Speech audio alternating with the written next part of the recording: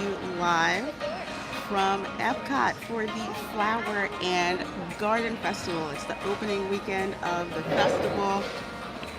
Had to come up here and check it out. This is my absolute favorite festival to come to at EPCOT. It's a festival I used to travel to come here for, of course, because it's during spring break. So we're going to have a great time looking at the amazing topiaries, checking out some of the food offerings, see if any of them are quote-unquote disrespectful, which I am quite sure some of them are, and just check out some of the merch too. We'll just have a great relaxing time, because that's what we do here on the Stroll and Chill theme park show. So let me see who all is in the chat. Who do we have here? Let's see, I see TD, hello, one of my amazing mods. Says, hey, Lorena and chat. Well, hello to you, my dear, all the way over there in Europe. And Keely Chow is here. Hello, my dear, another one of my wrenches. Says, hey, everybody, good morning. Well, good morning to you, Keely, and of course, Roll Tide. And Black Superwoman, another one of my amazing wrenches, and one of my Slytherin sisters is here. I see her, looks like she's got coffee there ready to go. I see Goof R35 in the chat. Hello, my dear. The Orlando Shadow Dragon says, good morning, Lorena. Well, good morning to you, the Shadow Dragon. Glad you're here.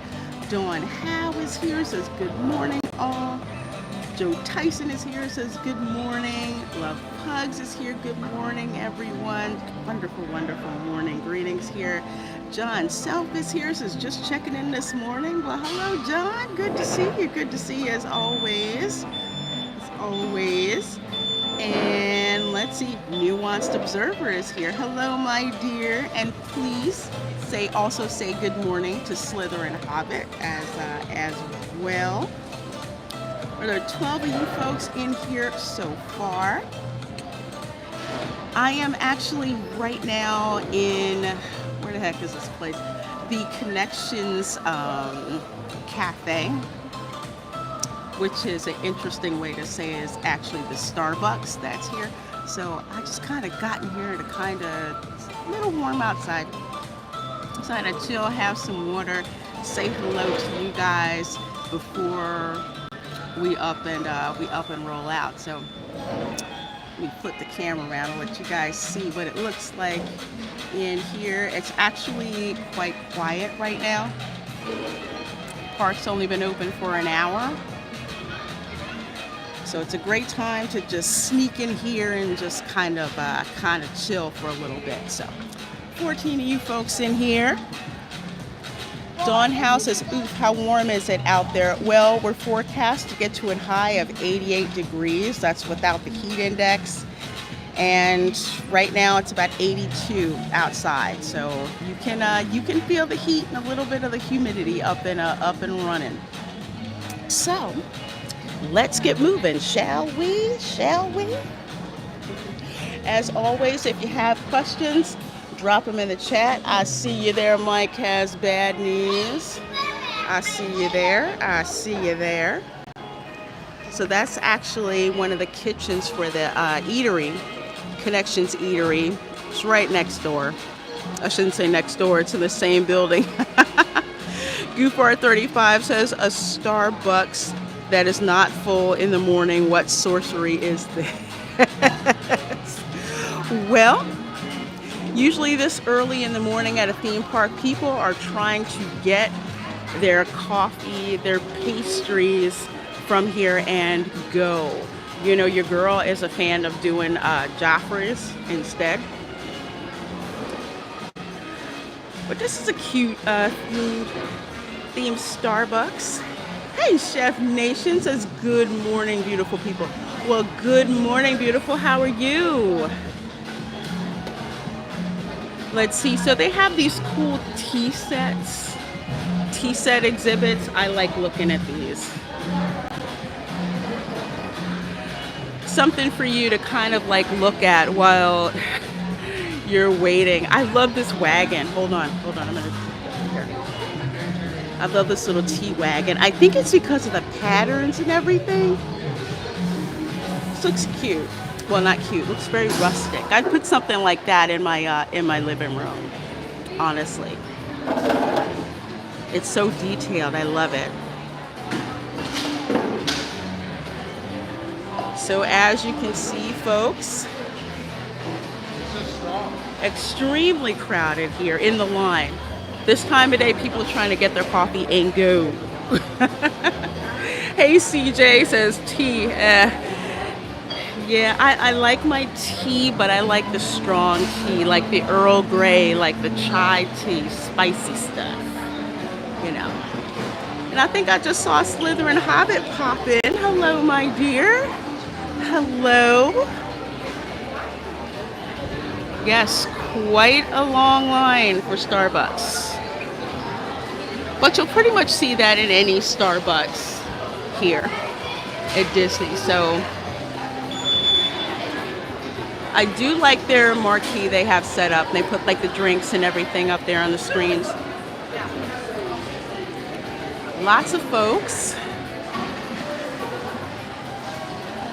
A word of warning, this place gets seriously crowded for lunch. And Dawn, yeah, I would too. I would prefer to have my coffee too. But there's been a couple of times where I either did not get coffee or I didn't want the hotel coffee. So I just hit the Joffrey's cart. That's one of my favorites, is the Joffrey's cart. You hit that, the line is short, shorter. The coffee is better than Starbucks. Love going there. Love going there. Black Superwoman said bubble tea. I have never had bubble tea before. I've heard of it. What exactly is bubble tea?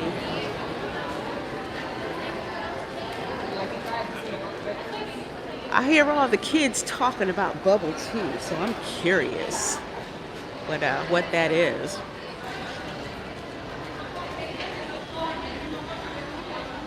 Still do not like these walls here. Ugh. These walls have been here so long, it feels like it's part of the park now.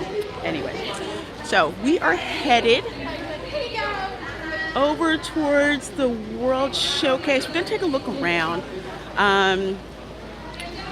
Matter of fact, I think I'll go over to the Imagination Pavilion first, because I think that is where the butterfly garden is. Oh, Saggy Melons loves bubble tea. And Slytherin Hobbit says bubble tea is pretty good, but I get annoyed when the bubbles get stuck in the straw. And Chef Nation says bubble tea is amazing. It's funny because in Disney Dreamlight Valley, you can make all kinds of bubble tea. I'm like, interesting. And hello, Teresa, I see you there. Hello, my dear. Hope you're doing good. TV said those kids. Lorena, you are not in that stage of life to talk like this. You are in your 20s, my friend. Oh, bless you. Bless you. Okay, so let's see. We're going to come up on our first topiary. The main topiary is in the front of the park, and I'll actually, when I close out the stream, we'll actually go up there and see it. It's Encanto themed. So if you're on Twitter, you saw one of the pictures that I dropped. It is without a doubt probably the most gorgeous topiary I've seen from this show. The festival. Probably because of all the colors. I'll say that much. So let's see. Let's peek over here. I think we're gonna do a little circle. I love going down this plaza. Look at this. I'm always amazed at like all of the genius and talent that it takes to put all this stuff together. It's not easy making a topiary. Not at all. And just stunned. So this one, of course, Fab Five, or three of the Fab Five. So you have Mickey, you have Pluto, and you have Minnie. Minnie, whose dress is made up of geraniums. I swear every year her dress and her bow is made of geraniums. I like geraniums, so I think that's very, very cool how they did that.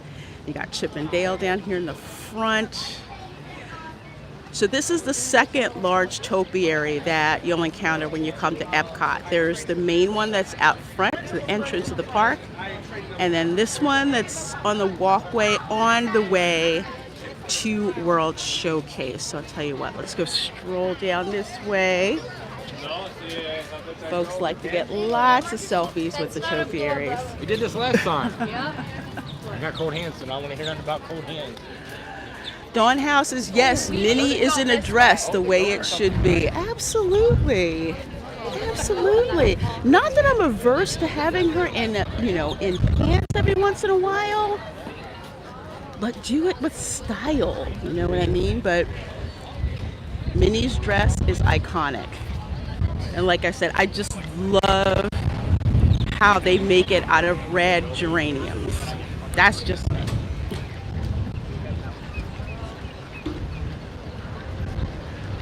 Monorail, there we go. Let's see, over here we have the Blossoms of Fragrance. Now they had this last year where you could go and it's like a scent garden and you sniff all the things that they have, like lavender, citrus, fresh smells.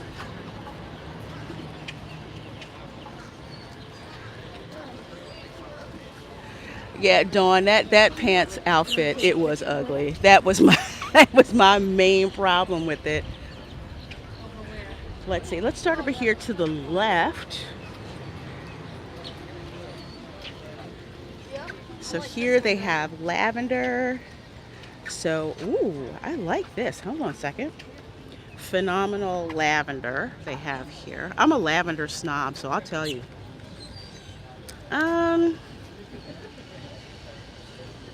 It's okay. Provence lavender, the French lavender is the best one. There's zero competition. French lavender is the best. This one's phenomenal lavender, which is okay. I don't know what this lavender is. I think it's English. That's apple mint. I like mint, so that's good. We love mint in the South because you put that when you're brewing sweet tea. It's amazing.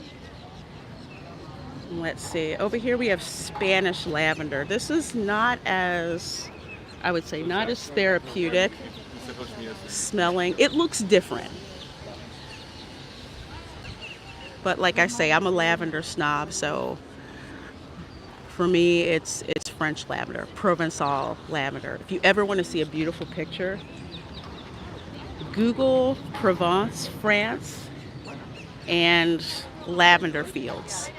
Beautiful. When I retire, I want a lavender field, just like in Provence. I think I can grow French lavender in Florida. Shouldn't be a problem. Let's see, there's orange. So this is the citrus section. So they have orange right there. So I guess that's a little tiny orange plant. Hello, Lonnie. Good seeing you, my dear. Good morning.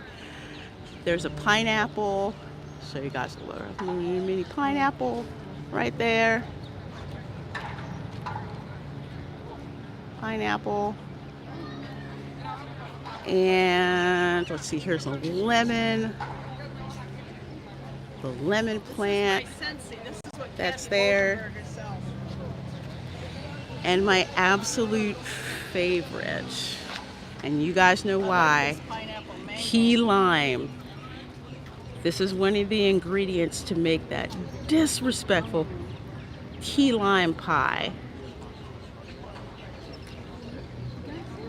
I need this plant in my backyard. So there's your citrus smells, and then of course over here are the roses and everything. Florals. They're not very very strong smells. Like for example, I love frangipani flowers, aka plumerias, which grow in Hawaii. I love that smell. Some places they make it a little too powdery.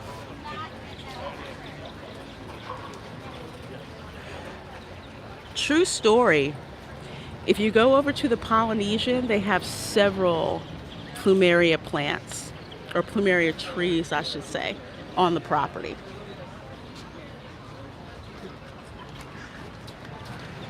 Very cool.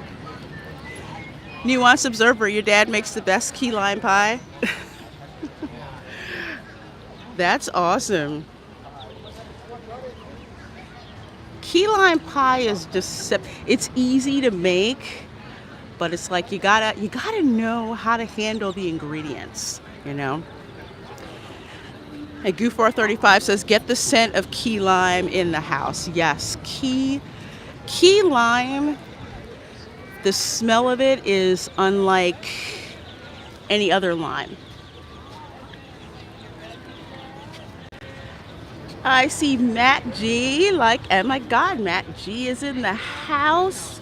Ram Bam 3000 is in the house. Like 20 of you folks in here watching this morning. Thank you. Thank you. He said thank you. He said thank you. You need to use fresh key lime juice. Yeah, Nuanced Observer, that is like, how would I put this? That is the best way to make it. Put the effort in, squeeze those little annoying key limes to get that juice. Grate the key lime zest to put into the pie itself. Second best would be Nelly and Joe's key lime concentrate juice. I call that my lazy way to make it. But the ones from scratch with the fresh key limes, you cannot beat it. It is amazing. Okay, here's our second topiary. Before I show you guys the awesome way they have this little lake decorated. So this one's totally dedicated to Goofy. Nice. So this is the one that is right in front of the World Showcase Lagoon. Got Goofy holding up, I guess, some wildflowers that he picked. Interesting how this is a single one. Last year they kind of had a grouping. It's a Fab Five. And as you can see here, like inside the flower buds,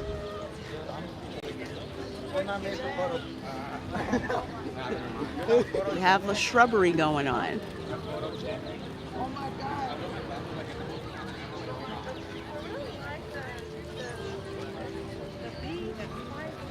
Oh, wait a minute. I see, hang on. I have to go over here.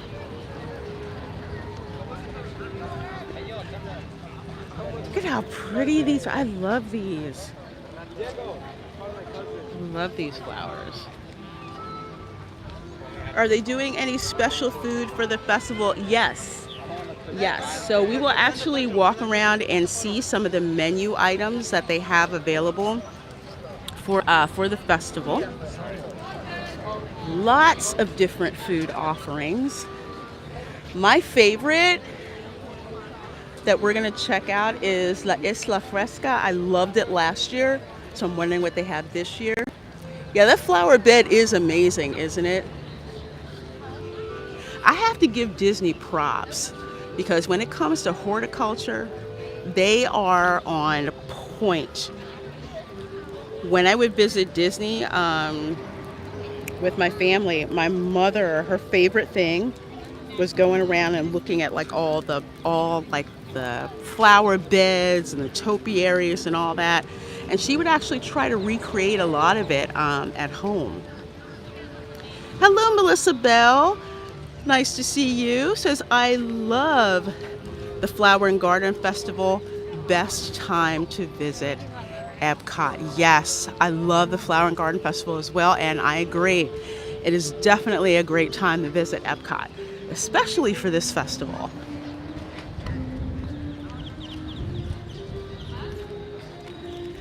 Hello, Alan. Nice to see you in the chat, my dear. Alan of Film Threat. He says, my first visit to EPCOT was this festival. Talk about Disney magic. Absolutely. It's like, how do they do this? You know, look at over there, all the flowers that they have there. The way that they put this together, I mean, like Alan said, true Disney magic. See the little floating flower containers. The flowers planted in the bed so that when they bloom, or when they're already bloomed, or some of them, they look like this.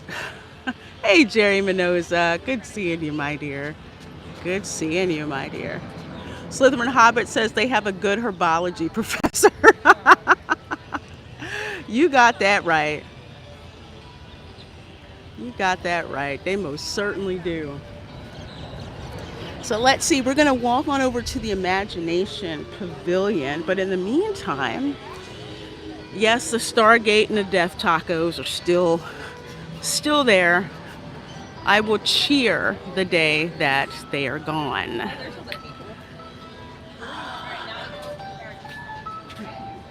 Hello, Steel Leg of History says, hello, how are you doing today, Lorena? Be blessed. Well, you too, my dear. I hope you're doing well. Glad to see you. Okay, let's see. This is the first food stand. We're actually going to go by 3 on the way to the Imagination Pavilion. So this one is the Pineapple Promenade. They already had me a pineapple. So let's see what they got. Let's see what they got. They have, let's see, a spicy hot dog with pineapple chutney and plantain chips. They have a Dole Whip. Dole Whip's pretty standard at Disney, but here you can get Dole Whip and you don't have to go to the Polynesian or the Magic Kingdom to get it. Frozen dessert violet lemonade. Oh, that looks so good. And yes, Ram Bam, pineapple chutney is amazing, isn't it? I learned about pineapple chutney when on one of my visits to London. It's absolutely delicious. Hello, Amanda Pizzolatto says, hello, lovely Lorena and Sherry chat. How is everyone doing this lovely Saturday?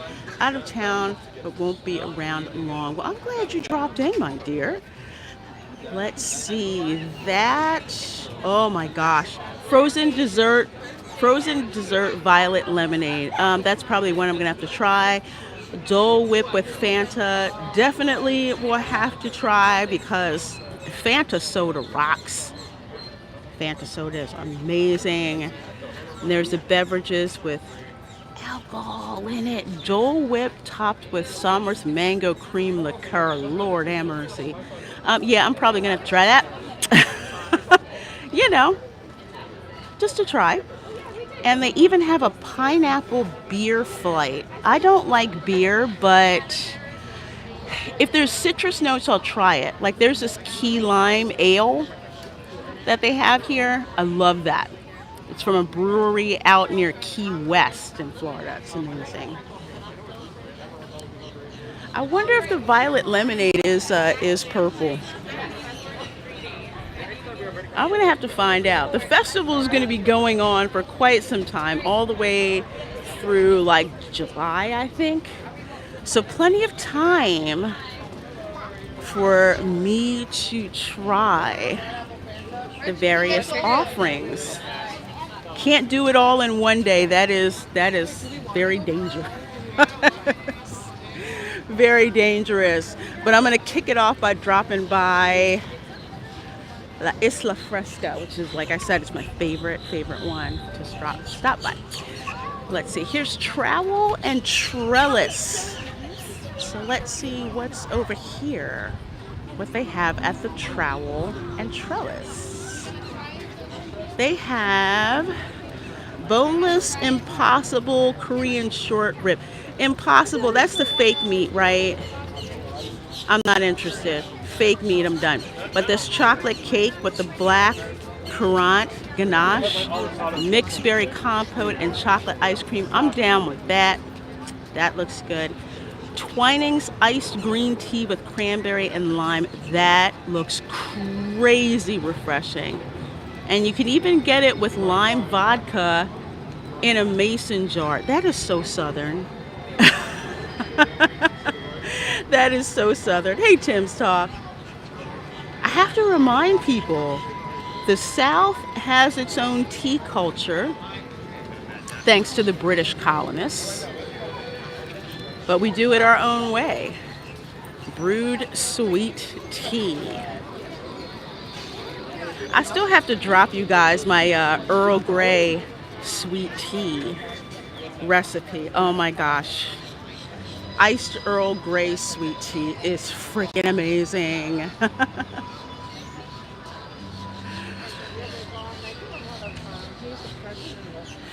Let's see. Alan says, what did Alan just say? Hey, Stunt Brat 777 Smith. Good to see you, my dear. Hugs right back at ya. Hugs right back at you, my dear. Alan says the fake ground beef is okay, but the rest is gross. Ugh. Yeah, I'm just not into fake meat. No. The only thing vegan that I like are baked goods. Stumprat 777 says, Lorena, I must have that Earl Grey iced tea recipe. I'm going to have to write it down because I cook by sight. So it's really difficult for me to write stuff down so people can reproduce it because I do so many little changes, but I definitely will. I'm gonna have to post that with the summer coming up. You gotta try it. Let's see, and let's see, Zachar at 315. I see you there. I think I said hi to you before. And Phil, hello, Phil. Good to see you. Well, this is the Honey Bistro. And there's one reason why I want to be over here. Chicken and waffles. This is, you know what, this is extremely disrespectful. I'll tell you that right now. Crispy honey brine chicken. Okay, the fact that they brine the chicken, number one. That's like, okay, for example, Publix, which is the best fried chicken ever, they brine that sucker in buttermilk. Honey brine chicken, honey sweet cornbread waffle with whipped honey butter and spicy honey. That's disrespectful as heck. That's so disrespectful. Lord have mercy. Pollinator flatbread. That looks interesting. I don't like goat cheese. Goat cheese is gross. It really is. Goat cheese is gross. I like sheep cheese instead of goat cheese. So, I'll skip that one. But let's look. Honey mascarpone cheesecake. Now, mascarpone cheese is amazing. I use mascarpone cheese when I make my sweet potato cheesecake. So, mascarpone, for people who don't know, and of course Chef Nation can most likely tell you, it's this slightly sweet, creamy Italian, I call it dessert cheese. It's, oh God, it's so good. It's so good.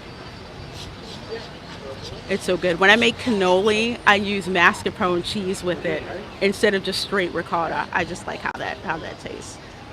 Yes, TD, goat cheese is not the goat. I don't like goats and I don't like goat cheese. It just, tastes funky and I don't like it.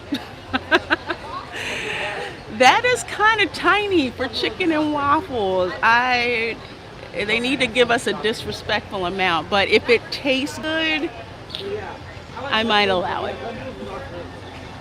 And let's see, that's the honey mascarpone cheesecake with the little meringues on the side there.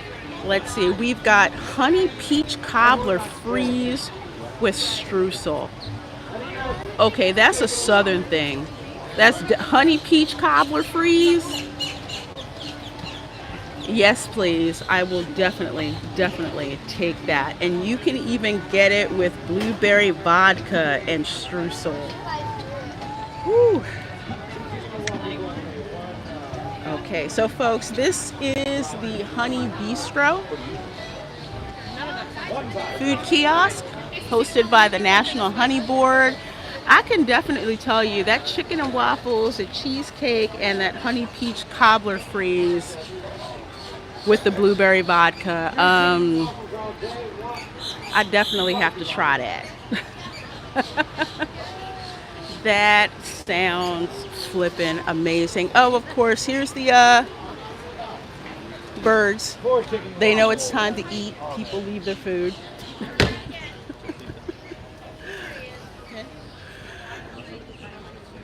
We are doing great.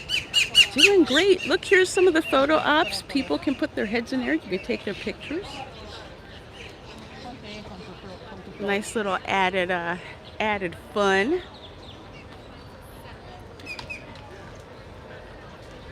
Lorena, those are my choices. I'm right there with you. Thank you. Yeah, it looks so good. Hot honey chicken and a cornbread waffle.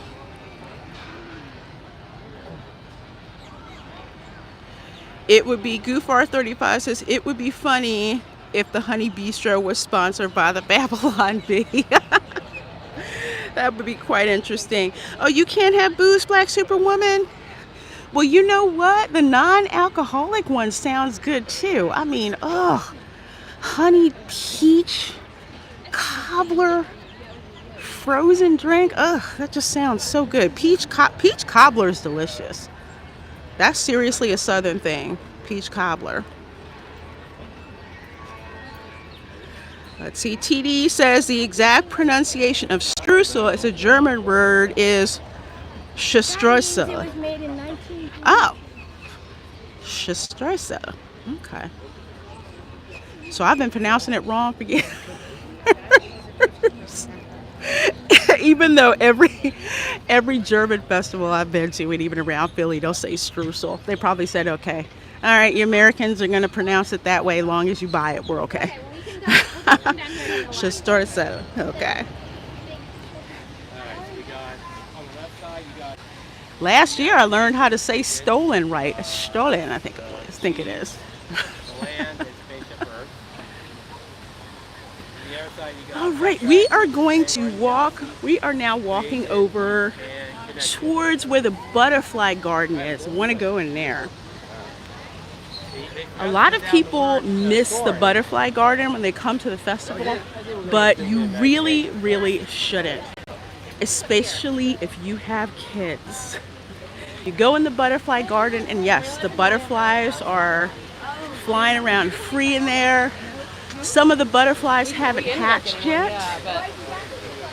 You can find out more about butterflies. I know as a kid I was fascinated that this ugly caterpillar will make a cocoon and come out as this beautiful butterfly. It's one of those transformations that's fascinated me ever since I was a kid. So I love the butterfly garden. Let's see, this was here last year, so I'm glad they brought it back. The Black Superman says butterflies are jerks. This is the Lion King topiary. They had it here last year as well. I just thought it was a cool interpretation.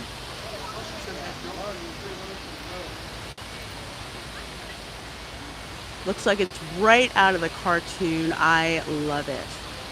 I love it. So this one is actually right across from the Imagination Pavilion. Yeah, still doing construction over there. So that's the Lion King.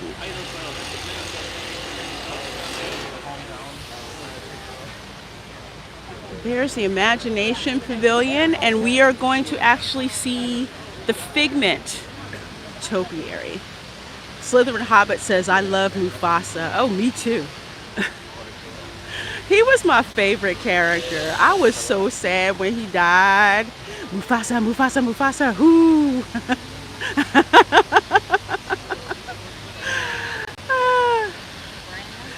Black Superwoman says, I'm not Snow White, buzz off. You know, it's funny you should say that. When I was playing the first time, I was playing Disney Dreamlight Valley, and I opened up the Sunlit Plateau biome, and all of these like birds started swarming me. I was like, I'm not Snow White, back off. Back off.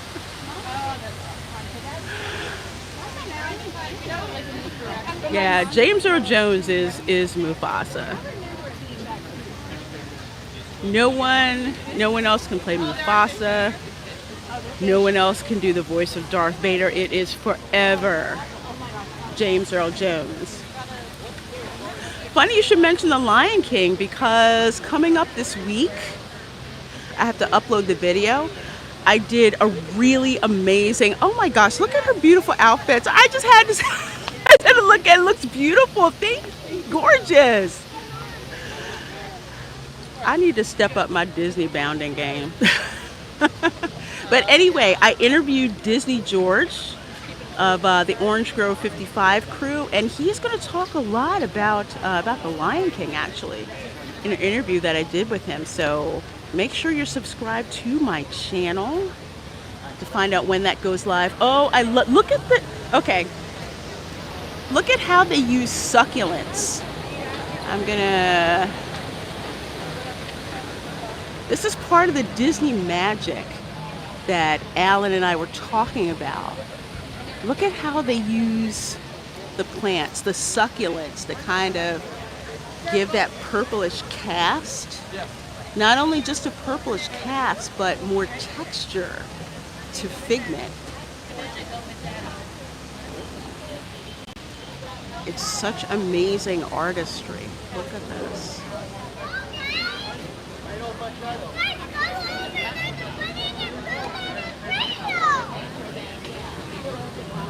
I love it. I was waiting for some folks to take their pictures. But this is one of my favorite topiaries to check out. This Figment. And I think last year they had regular, I want to say not pansies, but I think close to impatiens. But this one, I love the texture on it. Love the succulents. Amazing job.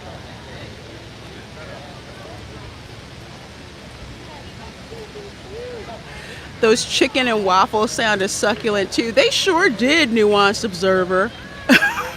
You surely did. It might be a fight between that kiosk and La Isla Fresca for what I try here today.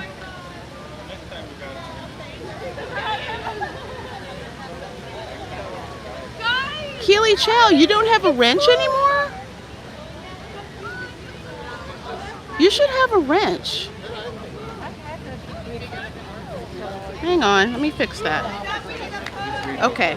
You should have a wrench, my dear. I don't know what the heck happened, but I just re-wrenched you. I don't know what happened. Darn YouTube.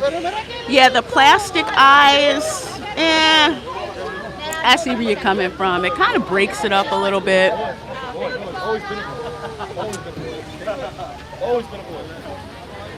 Oh, you're welcome. Oh, look, there's Winnie the Pooh. This is why the Butterfly Garden is over this way. There's Winnie the Pooh over there.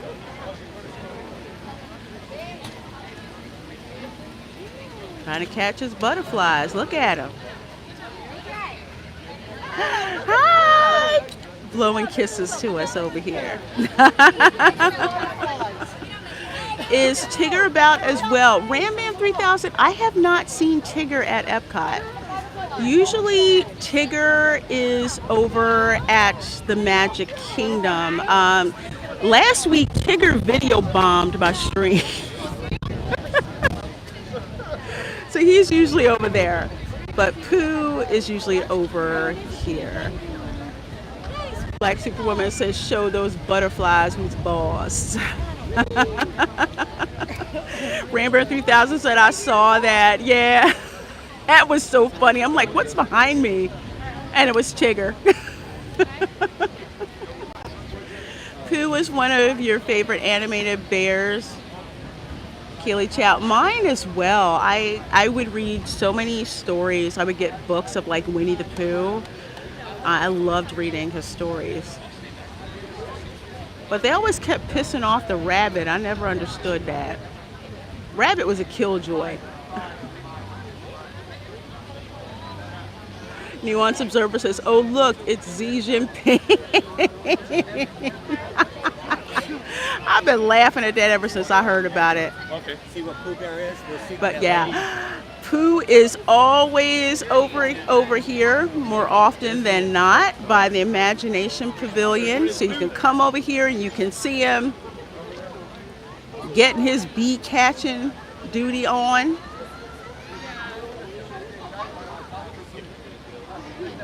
We're by the Imagination Pavilion. Alan says, can't beat the Pooh plushies. You sure as heck can't. I had one or two.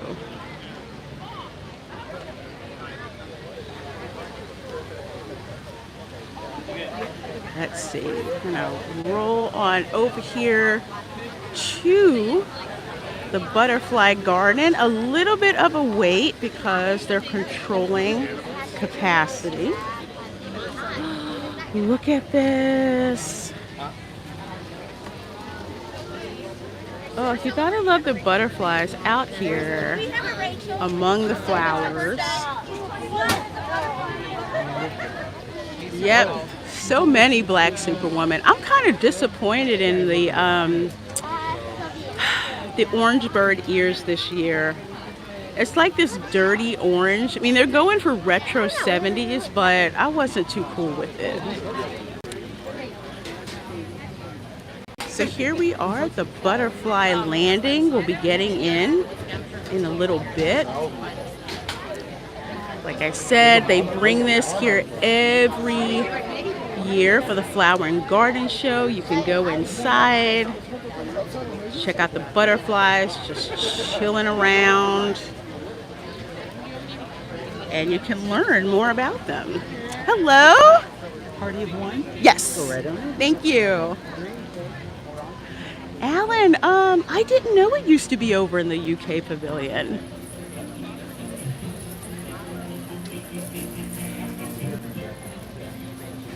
I think the first time that I came here, like a couple years ago. I think my first visit was 10 years ago. I can't remember if it was in the UK Pavilion or not. I just remember the Butterfly Garden. Garfield Bear's Pookie is cuter. He is. I will admit that. So we just came into the Butterfly Garden. Of course, they have the weighted curtain here, so the butterflies can't like fly out. Because like Black Superwoman said, butterflies are jerks. They're going to run for that. Let me see.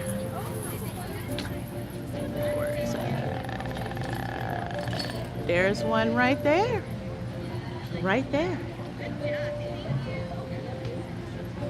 It's nesting on a Panama rose plant. I don't know what type of butterfly that is. But anytime a butterfly isn't like flying around and it lands on something, that's usually when you try to snap the picture. Yeah, this is new. They didn't have netting at all. Alan says, okay. Okay, I always remember the netting. Butterflies being jerks to flowers. They're like holding them up. Give me your pollen. Where are the monarch butterflies? Jerry, maybe we'll see some. I see them flying around. I do see a few of it. There's like one that went over that way.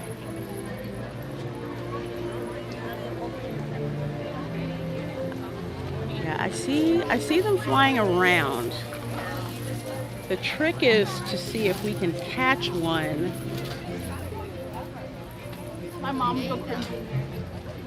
Okay, that was like flying around. I think there's one right there. It's orange, like that way. But let's take a look around.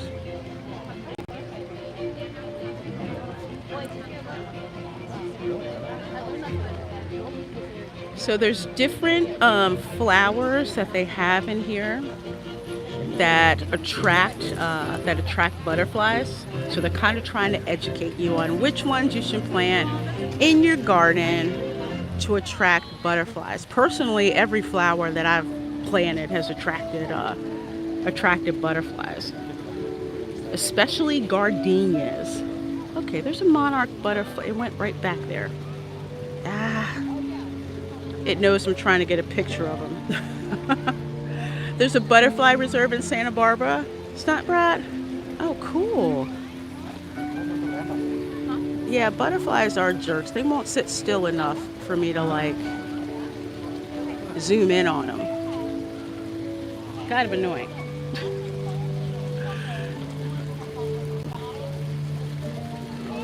Ooh, I don't know what that one is, but it's huge.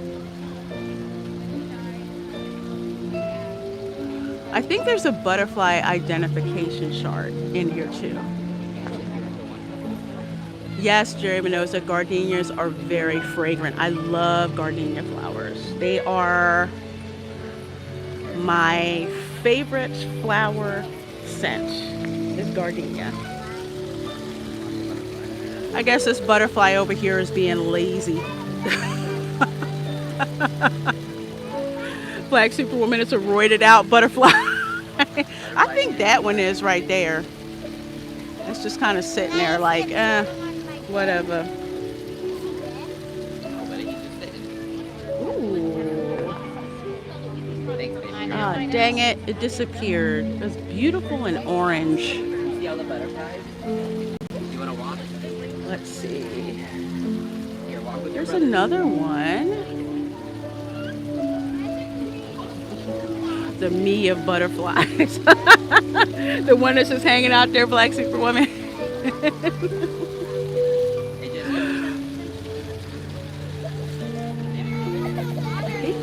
I think that's a monarch.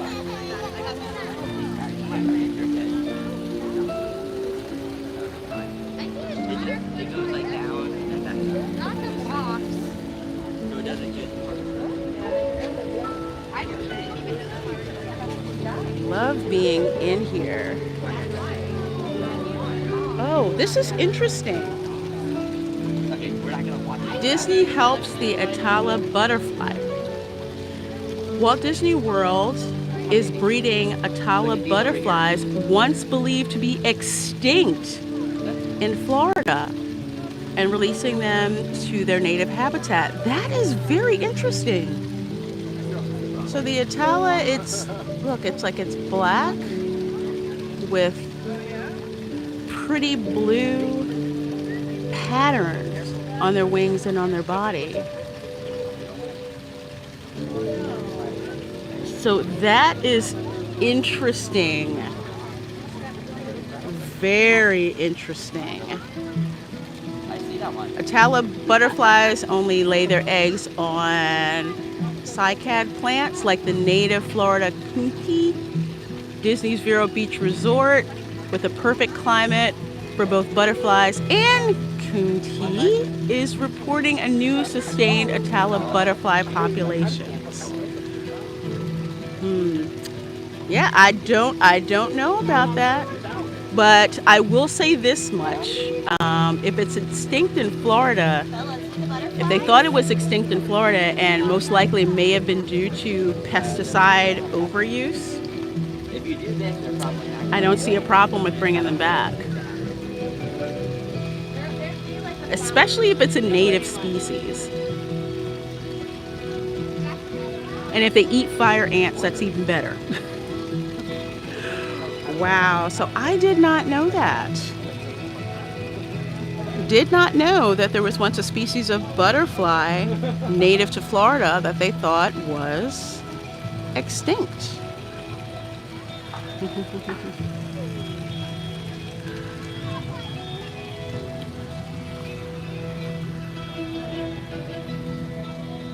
Kill it with... That's definitely for fire ants. I cannot flipping stand them. Cannot stand them. Ooh. 2 types of plants, host plants and nectar plants. Monarch butterflies like to munch on milkweed while swallowtails prefer dill. So before they turn into butterflies, caterpillars need host plants for their food. They have to have something to just eat off of. And then once they turn into butterflies, they get their energy from drinking nectar. So I'm going to show you guys over here. Butterflies are delicate things. Please don't touch them or their wings. So as you can see in here, here's some of the butterfly cocoons that they have. There's some that are trying to, I think there's one that's trying to get out now. So we get to see a jerk being born. Look at that.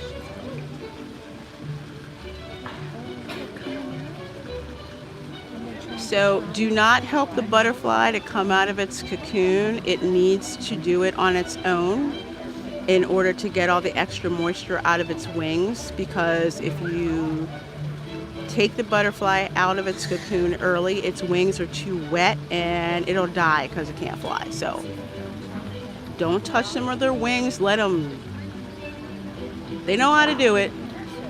Let them get their way out. That's so cool. Look, it's over there twitching. So this is in the middle of the butterfly garden. You can see the cocoons. There's actually several different varieties. See, there's some that are green, some that are spotted, some that are black. Different ones. Isn't that cute? Well, I won't say cute, but it's very educational. So that one's still twitching. Amanda Pizzolato says, just like creativity, you need to come out naturally, not force it out with AI. Just saying, yeah, girl, I hear you. I hear you on that. This is just fascinating. I think it's fascinating. Yeah, I'm such a nerd. See, more butterflies. You got to love the quasi-classical music that they have going on. And here's another hatchery, which I like to call it. Look, there's one all the way in the back. Need more nerds, not gonna lie. Here's some more cocoons that are kind of sort of stripy. Some butterflies in various stages of being released. There's one over there, I guess it just got out. So it's probably saying free at last right now. I think it just hatched. So it's trying its wings out. You're so funny, Black Superwoman. It says another box of future jerks. Look at that. So those are different species of them. It's interesting seeing how different the cocoons all look.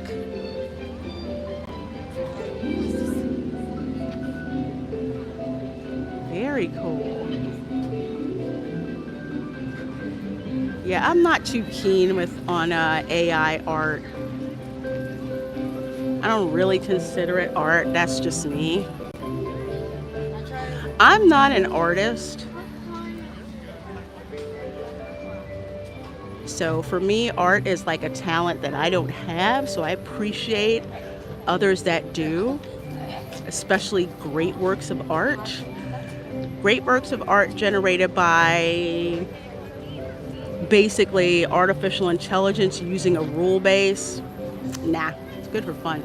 Is that butterfly a monarch? No, it's not. The monarchs are, I believe they're either yellow or they're orange, and they have these bright black borders.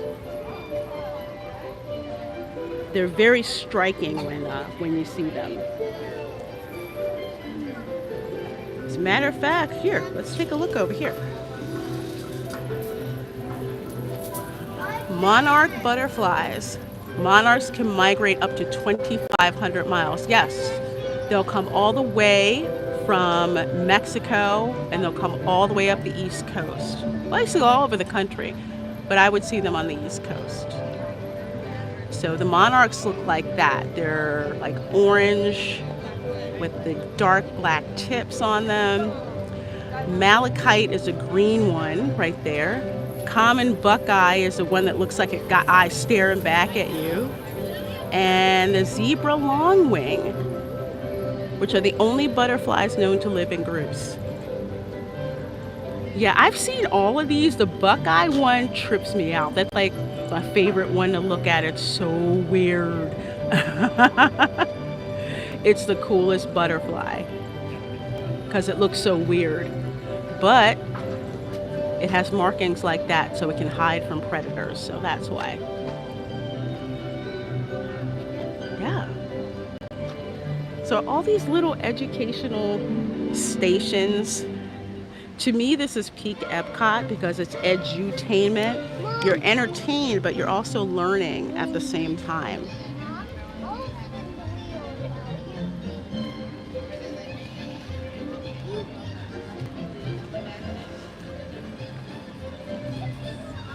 Wow, like all the little plants and things in here. And the butterflies. So definitely make it a point to drop in here during the Flower and Garden Festival. It's so cool. I love it. I love it. Okay, so we're gonna say goodbye to the butterfly garden. Come out here outside the bead curtain. So that's it. Butterfly Landing, right in front of the Imagination Pavilion. And you can check it out and take your time browsing. Black Peopleman says, bye, jerks.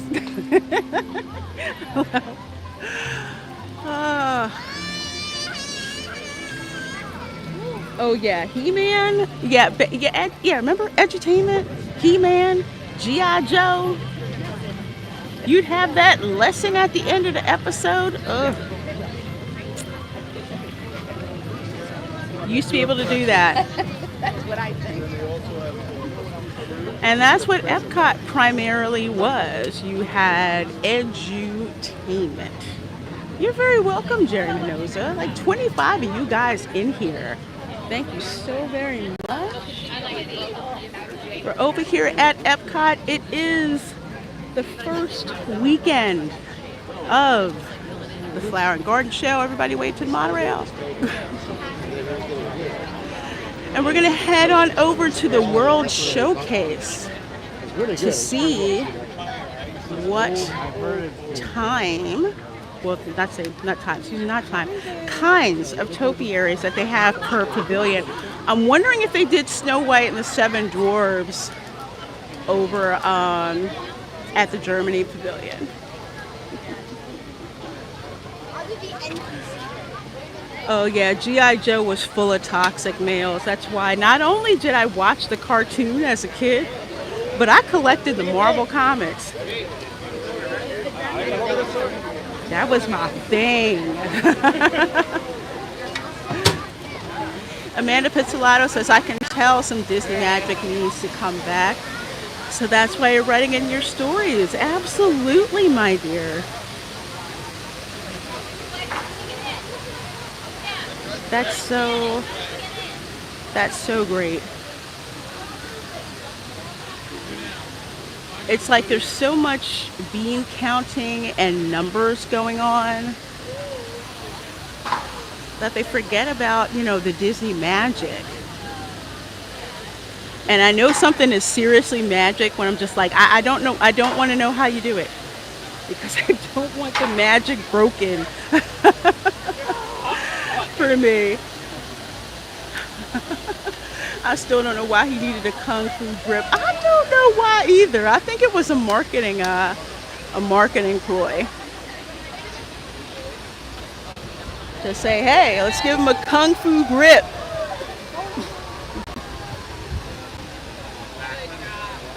Over there is the leaping water. When it was like 100 degrees and I come here with my family in like August, me and my sister, we'd like stand in front to see if we could get hit with the water. It was so cooling.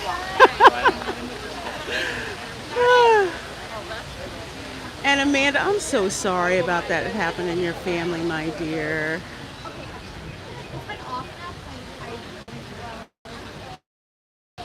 Would love to check out one of your stories one day.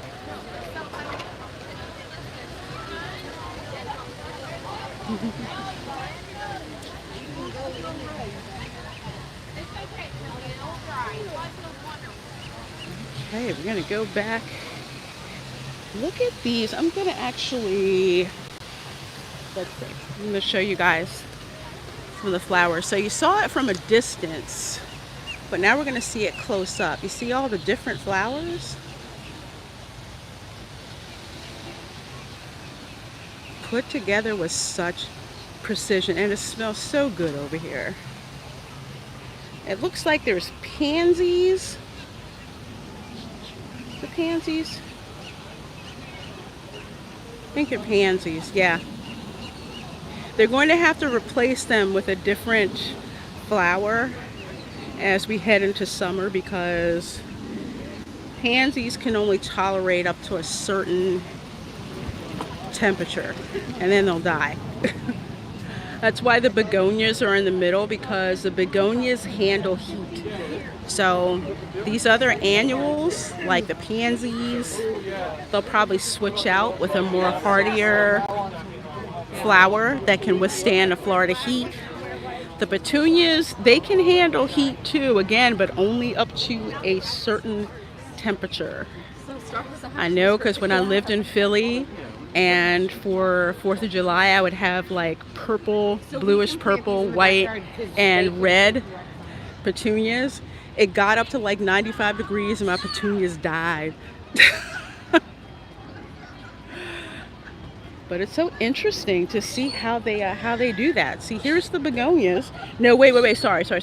These are New Guinea impatiens that we're looking at. New Guinea impatiens can handle serious heat. So it's interesting where they put the heat tolerant ones and the ones that they put in an area that they can swap out when the weather gets too hot and those particular flowers can't tolerate it. And yes, I learned about flower heat tolerance from my mother. Because she would look at these plants and how they planted things, and she would get ideas for her garden, and she's just like, okay, we use that one might be too hot for that one. Because as she was from Florida, she would always tell me about the heat tolerance of certain plants. So yeah, if you are a garden fanatic, you are literally in love with the flower and garden show. Truly fascinating. So we're gonna pass by the Honey Bistro. Oh my God, that chicken and waffles is calling me. It's so calling me. Oh my gosh, it's calling me. Totally calling me. But I have to see what La Isla Fresca has. So there's plenty of other food stands that we're going to pass. Let's see. So we already looked at Travel and Trellis. We already looked at that.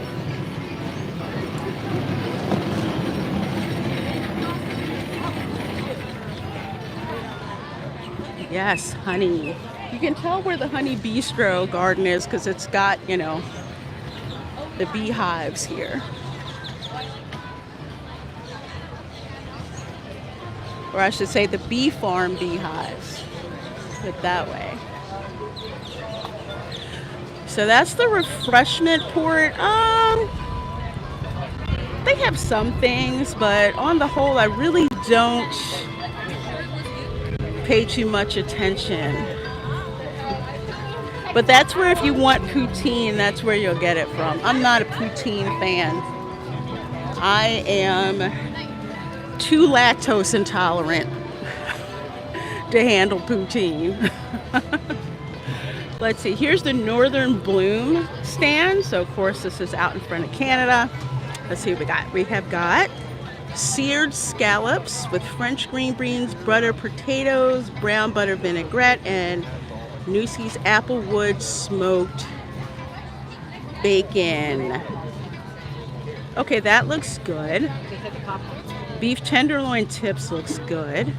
Chocolate maple whiskey cake definitely looks good. I think the maple whiskey cake, I could swear you get that in Le Cellier. But anyway, let's see. Maple popcorn shake, which you can also get with maple rye whiskey. Interesting. Oh yeah, isn't it cute? Matching outfits, I love it. I love it. So the Canada Pavilion, it's like respectable kind of stuff. Not my first choice.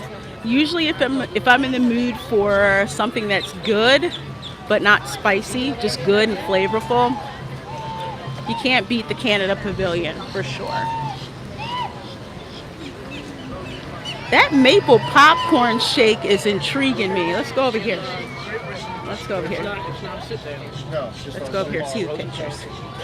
Seared scallops, beef tenderloin, and I'm looking at that chocolate maple whiskey cake. Look at that.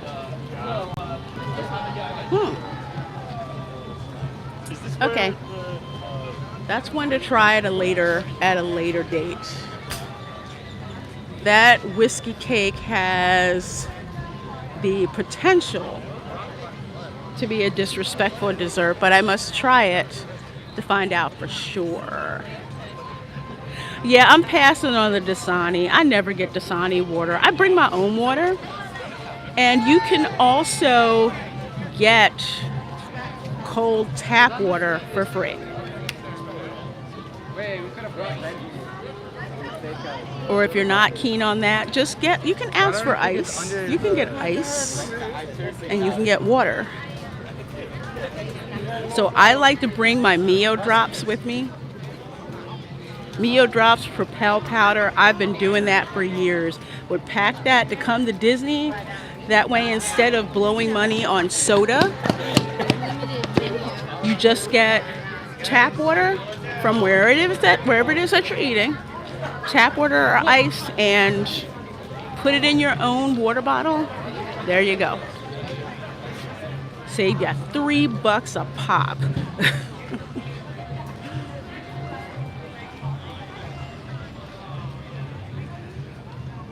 Okay, is this yes, they brought the Peter Pan topiaries back.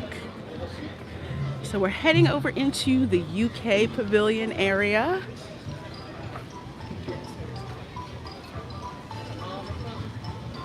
This was so awesome last year, so can't wait to check it out this year. Here you go. We've got Hook and we've got Peter Pan, clearly Kensington Gardens then. Oh yes. Oh yes. You need a bubble wand to harass drunk black.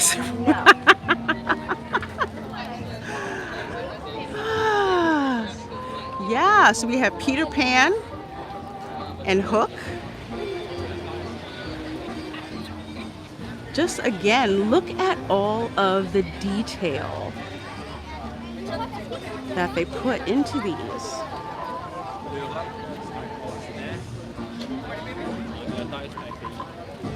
Check it out. Yes, the real Peter Pan.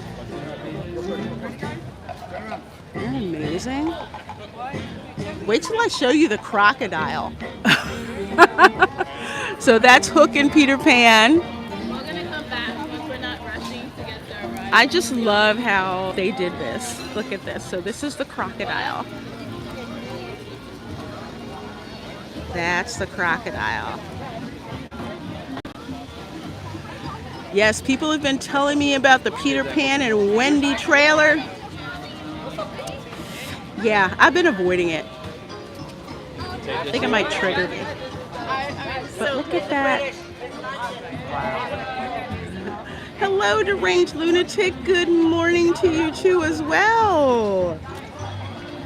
Look, it's got the purple, like the purple pansies, which like resembles water. Look at how imaginative that is. See, that's part of the Disney magic and the imagination. It looks like it's coming out of the water. Please continue to avoiding it. I should have, and I didn't. Yeah, I think I'm going to avoid it.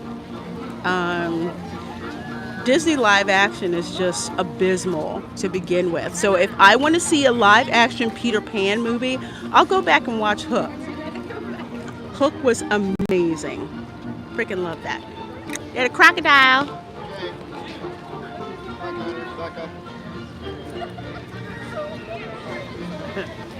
Here we go. Every time I walk through the UK Pavilion, I just remember of all my visits to London. I had such a great time visiting London. My mom was like, "Did you see where the Queen lives?" I said, "Yes."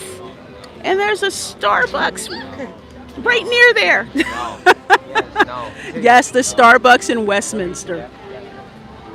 Let's see. Looks like we have an homage to Shakespeare.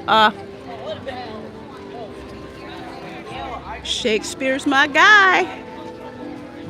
Freaking love Shakespeare. So let's see. Let's see. Oh, it's a lot of stuff in here. I may have to take pictures of this. So it's Shakespeare Garden. William Shakespeare often used flowers and exotic gardens to help set the scenes for his plays. And just as often, the bard used plants as symbols and metaphors.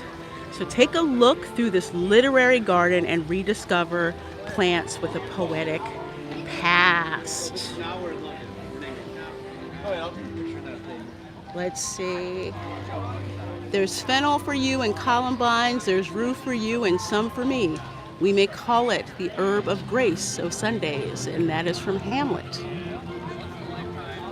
This is quite creative. Quite creative. So they have quotes from Hamlet, A Midsummer Night's Dream, and then they have like the actual plants. French marigold. Remember in Hamlet, Ophelia liked to go out and collect the flowers. It's beautiful. Rosemary, remembrance. I love rosemary. Daisy, innocence. I think this is where a lot of the meanings of some flowers we kind of took on because they were in Shakespeare's plays. This is absolutely beautiful. This is another Disney magic thing. And again, edutainment. Edutainment. If you have not been exposed to the literary genius that is Shakespeare, your education is incomplete. I will die on that hill. Oh, they had these here last year too. Look, we have Eeyore and we have Piglet. Eeyore and Piglet. And we have Tigger as well. Wow. And yes, folks, please do hit that like button. Thank you so much for the 50 likes. So appreciate that, my dear. Look at that. Midsummer Night's Dream and The Tempest are my favorite Shakespeare plays. Midsummer Night's Dream was just such fun fantasy. And I think there's so many. It's so hard to nail down which Shakespeare play that I like, but I love Hamlet. Hamlet was just crazy.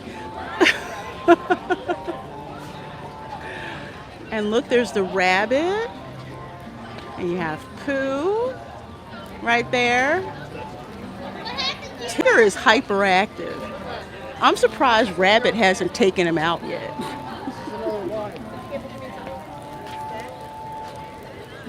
What about Romeo and Juliet? I do like Romeo and Juliet. I can't think of a Shakespeare play I do not like. There's so many of them, but if you want to talk about the ones that I really like to get into the meat and potatoes of, it would be Macbeth and Hamlet. Just because of how dramatic they are. And it's just crazy. I love intrigue. So Hamlet and Macbeth spoke to me the most. But for fun, A Midsummer Night's Dream, absolutely. Got fairies in it, y'all.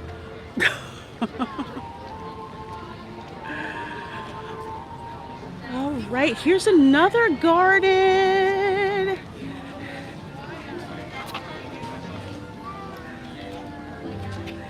Rambam 3000 says, Reina Creole, you're a Slytherin. Of course you love intrigue. Absolutely. And hello, Theme Park Casual. Good to see you. Over here, here's the Tinkerbell topiary. I'm kind of standing to the side because folks are trying to get pictures and everything. But there's Tinkerbell. And there's the little fairy houses that you can see over there. I love Tinkerbell.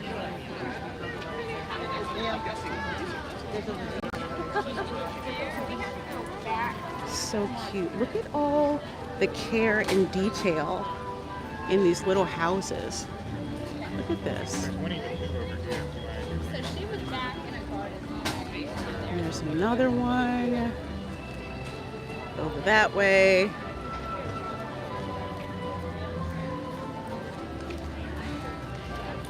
There's even the one I call the MacGyver one.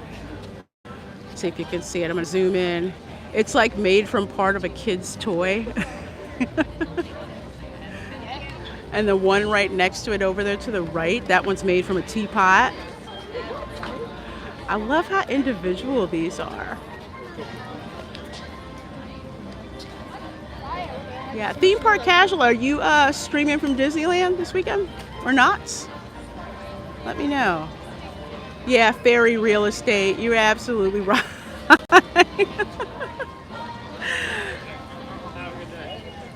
I love the scale on this. It's, again, the little things and the Disney magic that they have going on. I think over here is the English tea garden. So let's see. Earl Grey lavender flavored black tea. Oh my gosh, I have to frickin' try that. I love Earl Grey. That's my favorite frickin' tea. Aroma of lavender blended with bergamot. I'm gonna have to try that. But I'm probably gonna buy it from Publix and not from Disney. Oh, Theme Park Casual says he'll be at the DCA Food and Wine Festival today, hopefully around 2-ish Pacific Standard Time. Awesome. I will be checking that one out if I can. If not, definitely checking the replay. Love seeing what's going on at DCA. Oh my gosh, I just had some bergamot go up my nose. This is where the butterfly garden used to be, Alan? Okay. Something just went up my nose. Yes, I've had the Lady Grey tea. Oh, I smell, is that jasmine? Something just went up my nose. I think it's jasmine. Oh my gosh. I love this smell. Nuance Observer says that we're Aslan. He lives in the UK. For sure. Chai, French vanilla. Now I do like chai tea. Chai has a lot of spices like cinnamon, cardamom. It's freaking amazing. I love it. I just can't deal with the milk part, so I have to use coconut milk in it. Arabian, yes, that is indeed jasmine right there.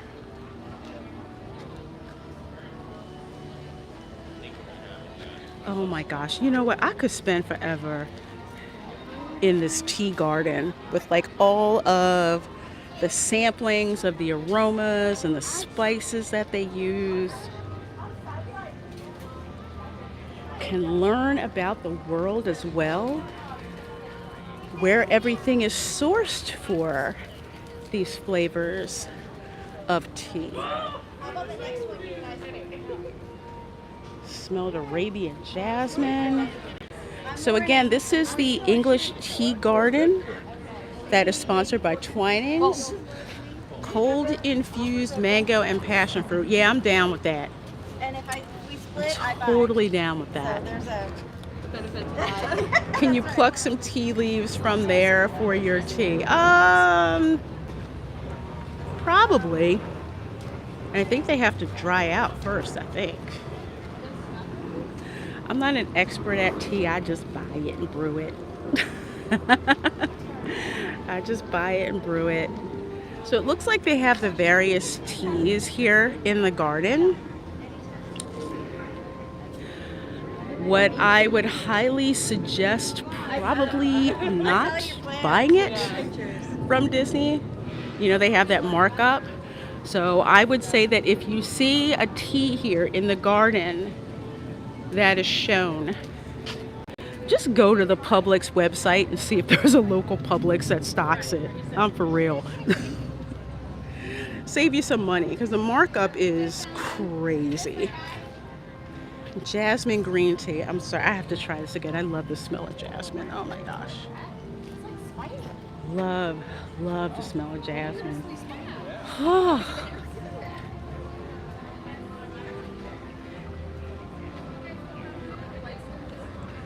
Bergamot, orange, and lemon. I think this is the orange blossom.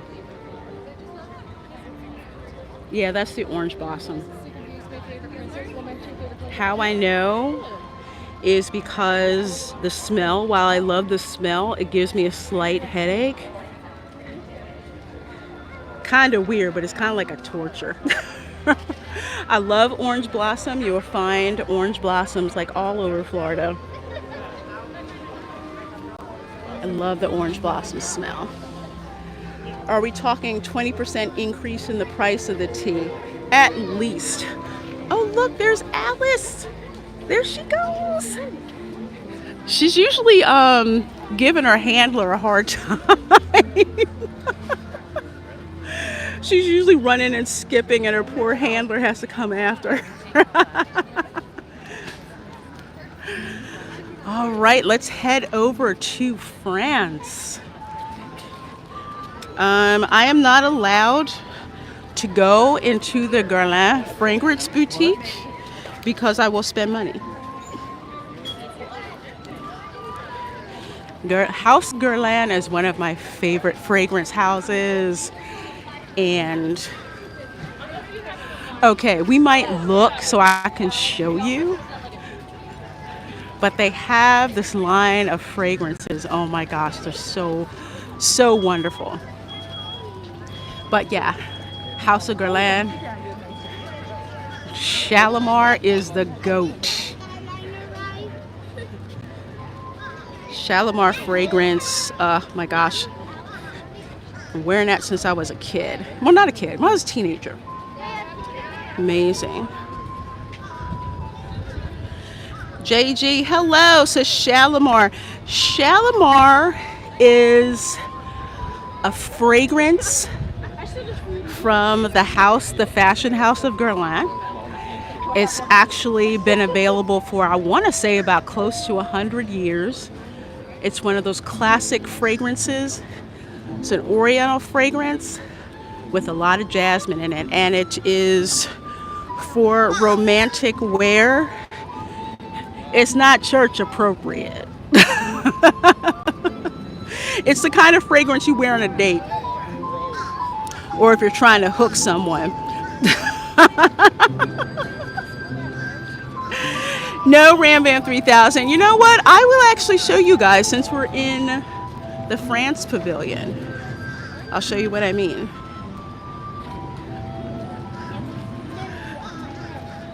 Last perfume with ambergris. Was it?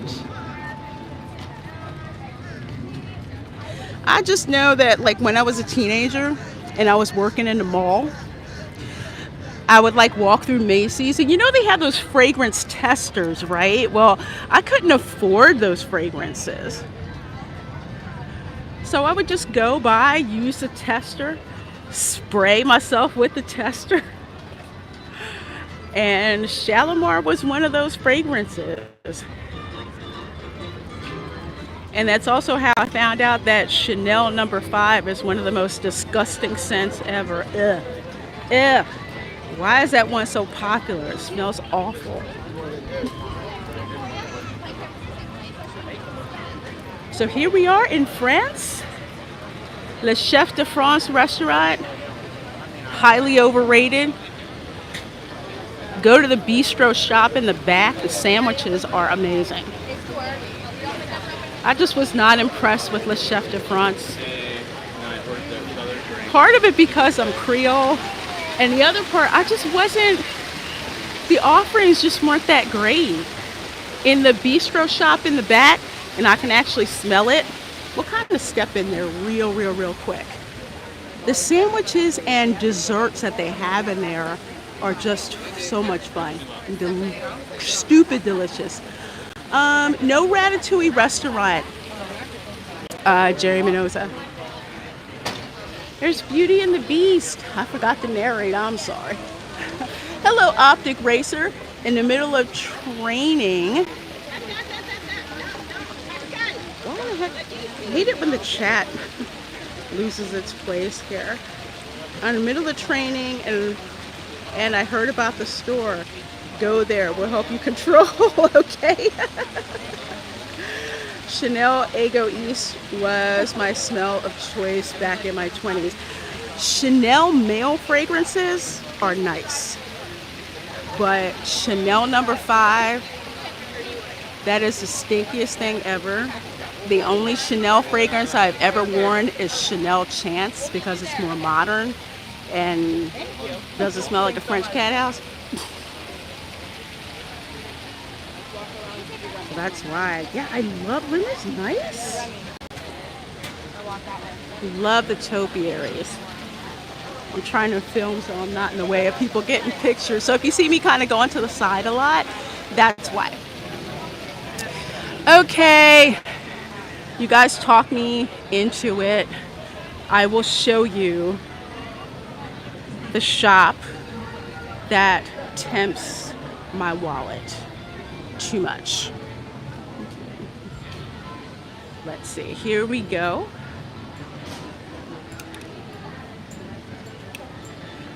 Guerlain, Paris.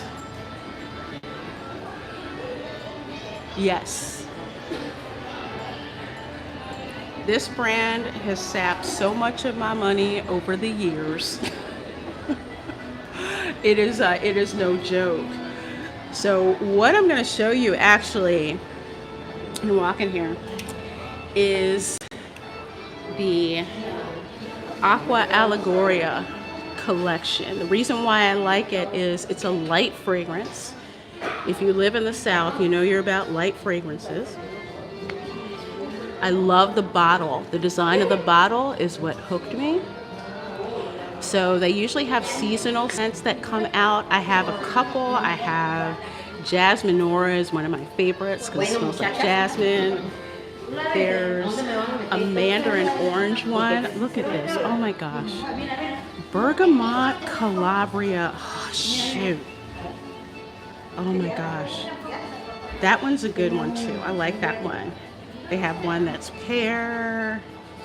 Let's see. Herba Fresca. Mandarin Basilic. Neroli Vetiver. I mean, I literally still have the empty bottles saved because I love the bottle design. So I think these run, about 100, a little bit over 100, I believe. But they're very light fragrances. You can wear them in the office without driving someone's nose crazy. So that's why I like them. And you can actually layer them as well to make a very special fragrance, I would say. And of course, I love Guerlain's packaging. Look at that little bee and everything. Yeah, like I said, this is an old school fragrance house and I own so many of them.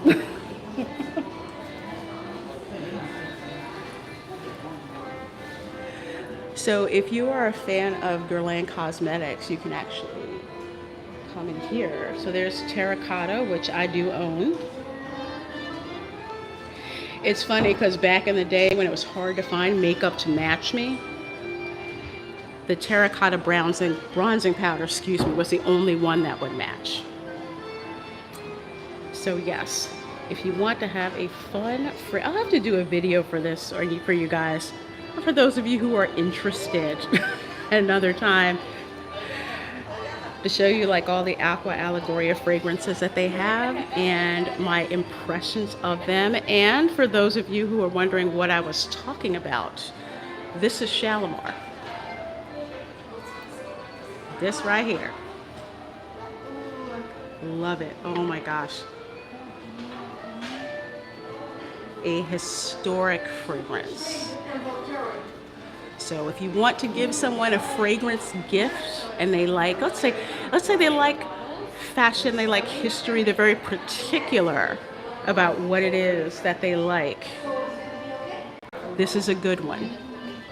That's a good one. Again, I wouldn't wear it to work. I wouldn't wear it to church. It is a very, very seductive fragrance. There's eau de parfum and there's eau de toilette. Toilette is lighter and it costs less. Eau de parfum, you use less, but it lasts a longer time. And of course, this is so beautiful. It looks like Skittles. Look. Oh, absolutely. Oh, they have refills now? What? Oh, that is awesome. So they even have refills now for your bottle. Oh, okay. That makes it an even better value. That must be new. They have it in Mandarin Basilic and Bergamot Calabria. Two of my favorites. Oh my gosh. That it is. So that's cool. They have the refill. I did not know about that. I wouldn't have found that out if I wouldn't have come in here today. So yes, one of my favorite fragrance stores to come into here at EPCOT. You have to check it out. If you have any questions, let me know in the comments. I'd be happy to answer them for you because I spend way too much money in here. And I love it. Okay, see, that's Lavender France. So let's head on over to the next Pavilions, trying to get around the world to show you guys all of these topiaries that they have. Oh wait, we missed Cogsworth and Lumiere. Hang on.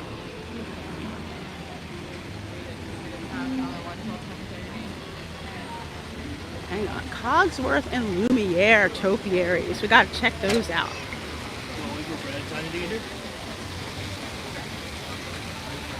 Oh, that store smells so good. Oh my gosh.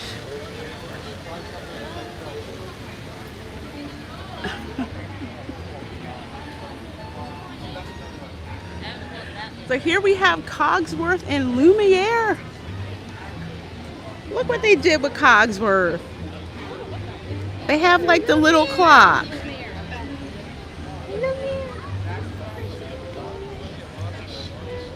That's so cool. They have the little clock that goes back and forth. Of course, Ram Bam 3000. I have my little savings fund that I put my extra change in to buy stuff like that. I have a lighter fragrance at home. Actually, Clinique Happy.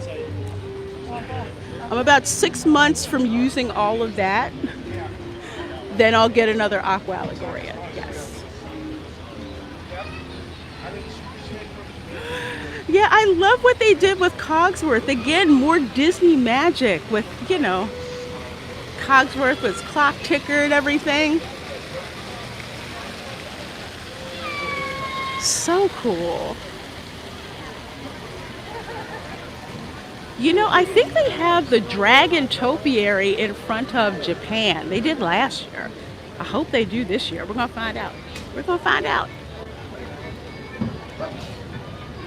28 of you folks in here watching. Thank you so very much. This is Reina Creole, and I'm coming to you live from EPCOT. It is the Flower and Garden Festival, actually the opening weekend of the festival. So we're just kind of taking in the topiaries, checking out the food offerings. And I usually do these live streams every Saturday. So please make sure that you're subscribed to me and you have the notification bells on, because I do scheduled and unscheduled live streams. Oh my gosh, La Isla Fresca is here and the smell is going up my nose. Okay, let's see what they got. Let's see what they got. Let's see what they got. So pretty Caribbean. I love it. And I already see the first thing that I want. Check it out, braised oxtail. And all the Jamaicans said yes. Braised oxtail with pigeon pea rice. Oh my gosh. Oxtail is exactly that. It's the tail of the ox, and it's used to season stews. It's also served on its own. A staple part of Jamaican cuisine, that's for sure. Definitely, definitely. Oxtail stew. I know how to make that. That is that's one of the Jamaican dishes where if you can't make it, you can't call yourself Jamaican at all. So braised oxtail with pigeon pea rice. Oh my God, that sounds good. Oh, that sounds delicious. Sounds delicious. And sugarcane shrimp skewer with Ben's original long grain white rice, mango salsa, and coconut lime sauce. I bet, and black superwomen, because you know about sugarcane, you can use that for a skewer instead of bamboo. So that's probably what they do with it. And it's got long grain white rice, mango salsa, and coconut lime sauce. Oh my God, I'm so down, I'm so down. And coconut tres leches cake, vanilla cake soaked in oat milk, almond milk, and coconut milk with toasted coconut. Here's the thing, I like tres leches cake, but I'm lactose intolerant, so that is not good for me. Anytime I make tres leches, I cannot use whole milk in it or evaporated milk. I have to wind up using coconut milk and vanilla soy milk. So with these different milks, they have made a great dessert. Good for those of us who are lactose intolerant, so you can enjoy it. Tres leches cake is delicious, but if you're lactose intolerant, this is a version that you can actually enjoy. So that's pretty cool. Tropical breeze, lemonade, grapefruit, and simple syrup. That sounds good. You can also get the tropical breeze with Don Key Limon rum. That sounds delicious. And they have the beer that I liked trying last year, which is the Coconut Key Lime Ale, which comes from the Isla Mirada Beer Company in Isla Mirada, Florida. Isla Mirada is on one of the chain of islands headed towards Key West. Yes. Yeah, they pimp Dasani water, but I've really never seen anybody like really buy it. Dasani water is pretty disgusting.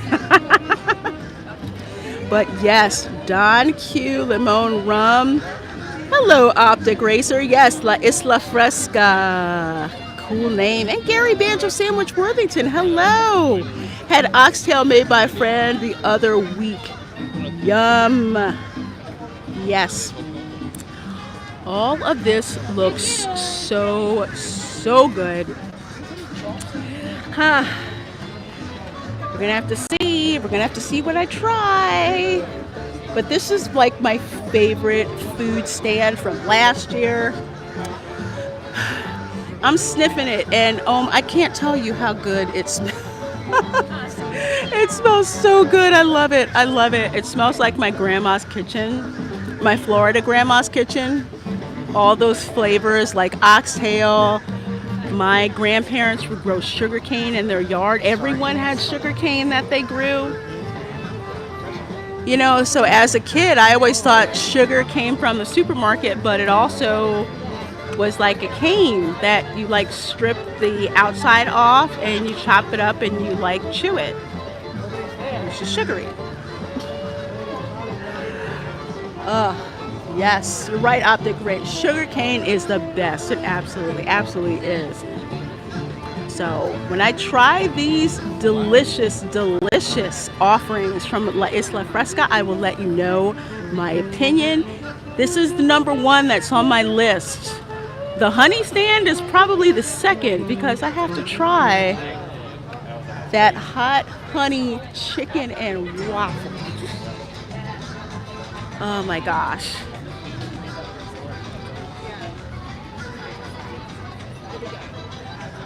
Okay, we're passing by. I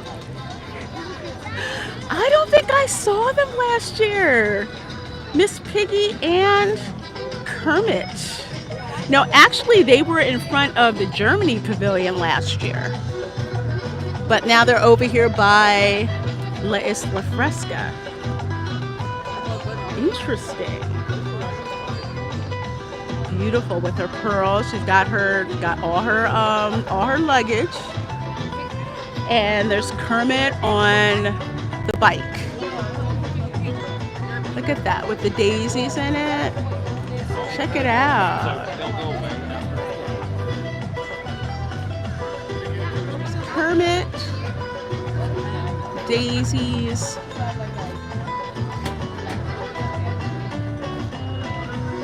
And there's Miss Piggy with her luggage, of course. Did I tell y'all I'm still pissed at Disney for breaking them up? That was just all kinds of wrong.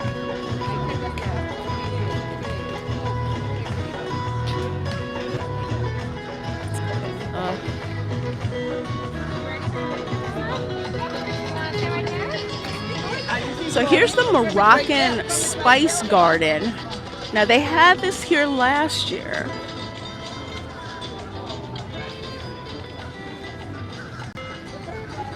So here's a pomegranate tree. And there's ginger. Ginger is a root. Pull up from there. Great for making ginger beer. And there's lemon tree.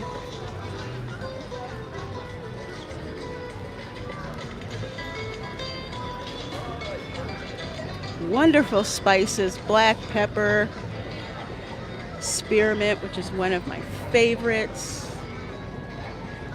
There's garlic, that's right there. And mint and, yes, French marigold. I don't like the smell of marigolds.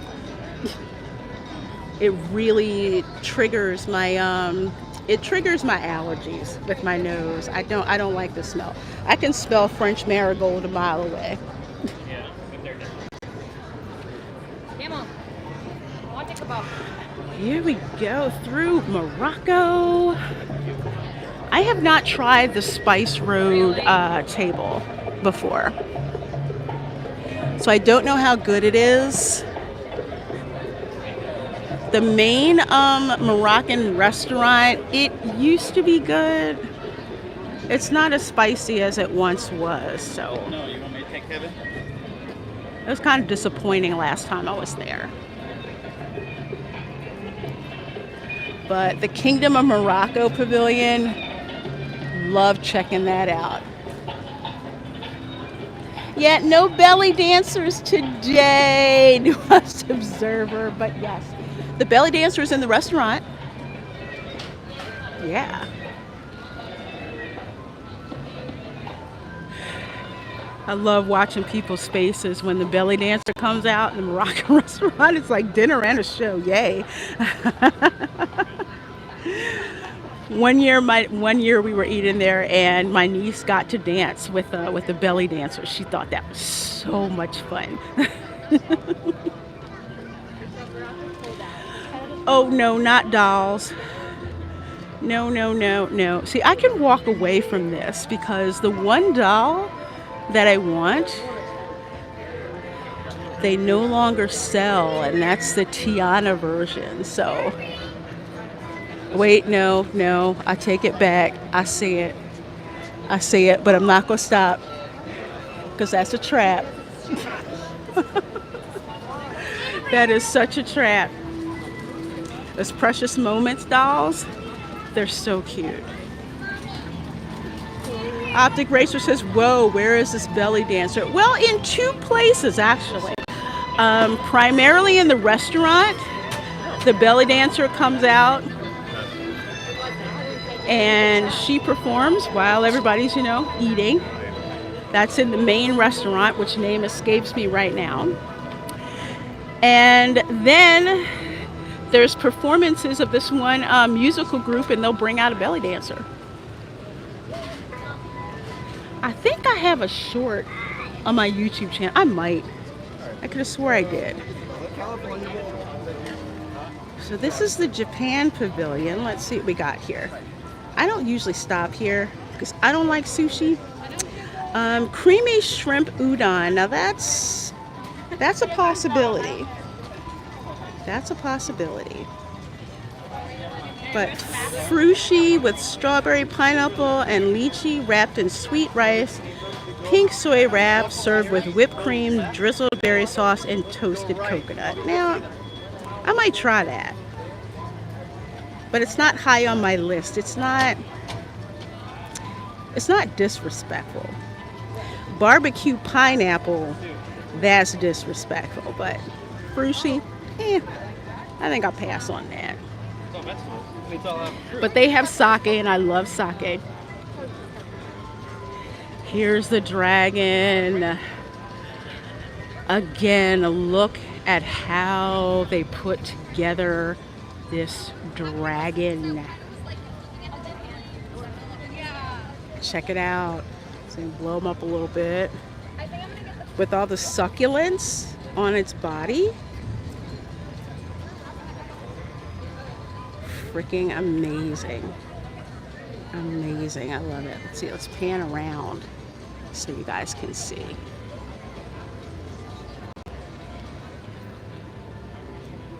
It's so subtle that if you don't look for this, you'll miss it.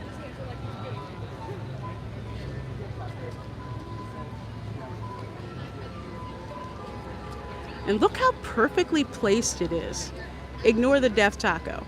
But look, it's like right through here, through the gate. That would be a perfect picture if that darn Stargate wasn't to the right, and the death taco. It's beautiful. You know, if I could buy a figure that was just of this topiary dragon, I'd do it. I love dragons, y'all know that. House Targaryen. I love my dragons. Yes, but it looks like it's made up of succulents and all of that. Just, it looks great. Ramban 3000 says the Death Taco. Yes, over there. See those little, oh, we call those the Death Tacos because we're just like, what the heck is it? And it's just used for the fireworks show, which thank goodness is going away. It messes up the whole aesthetic of the World Showcase Lagoon. So we call those the Death Tacos and the Chapai over there. But I absolutely freaking love this here. One of my favorite topiaries and a great shot. Great shot here. Zakarat 315 says the Tory. Yes, yes. Optic Racer. Yes, you can bring snacks inside the park. I do it all the time. You're allowed to bring your own snacks. That's what a lot of families do. Some of them will pack a cooler full of like sandwiches and stuff. You're allowed to bring it. You're allowed to bring it in. Hey guys, Scar, good to see you, says beautiful Reina Creole. Yes, I love this dragon. I love this dragon. That's like a perfect picture right there with the dragon. You have the Japanese gate there and EPCOT in the back. It's beautiful. Looks like it's trying to come up on shore. I think that's part of the appeal. All right. Let's keep going on around here.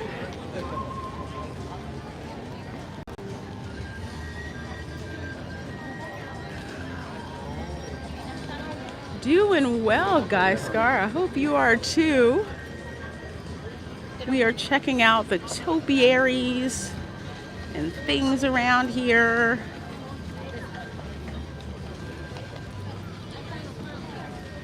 Just having a great time. A little warm. It's in the 80s, but there's a nice little breeze that's coming by. That's a funnel cake, one of the original disrespectful desserts.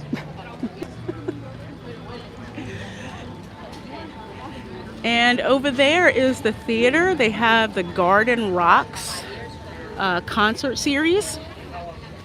You can get in the standby line to be seated, or you can buy a dining package for priority seating. Garden Rocks is okay. Depends on who they have. So if it's a band that is important to you that you want to see, I would suggest getting the dining package. But if you get the dining package, don't eat at the Coral Reef restaurant. I mean, for real. Just don't. Just don't. It's not the best. Not the best at all.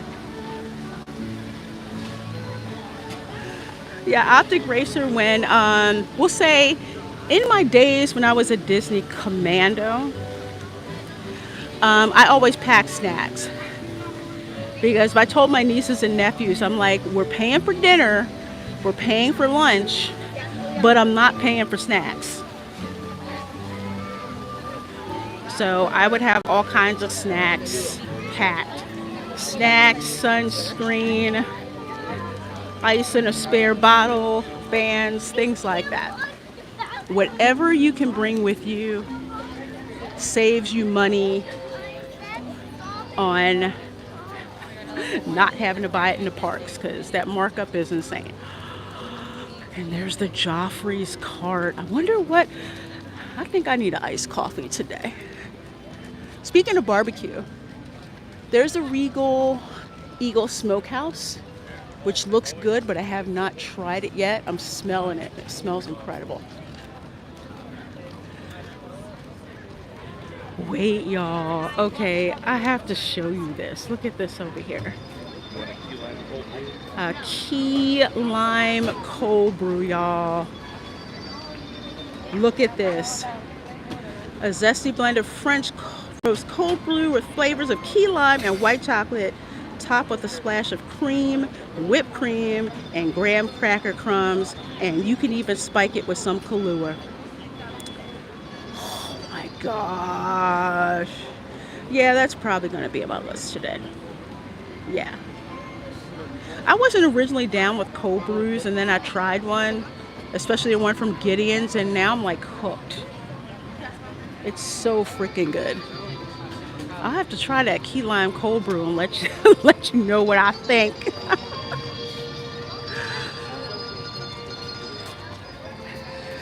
Yeah, Alan, it's a shame because the coral reef actually used to be pretty good, but it's just gone downhill over the years, and I don't know if it's possibly because the chefs left, or because the menu can depend on the chef. Like the California Grill, ever since the main chef left, it really hasn't been the same. It's good, but it's just the menu isn't as imaginative as it used to be.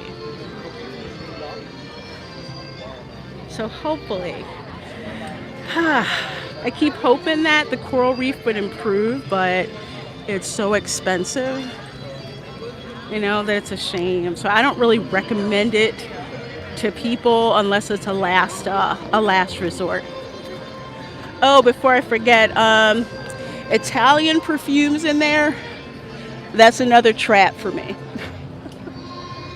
That's another trap. I love Acqua di Parma.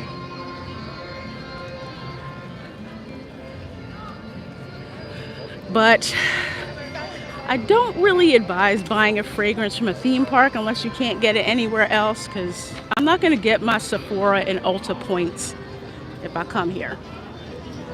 There is a Sephora in Disney Springs, just so you know.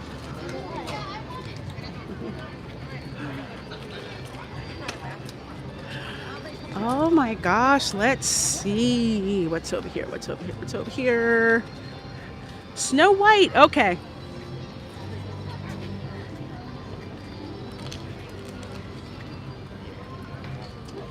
This is one of the things that I came for. That's in English. So we are over here in the Germany Pavilion.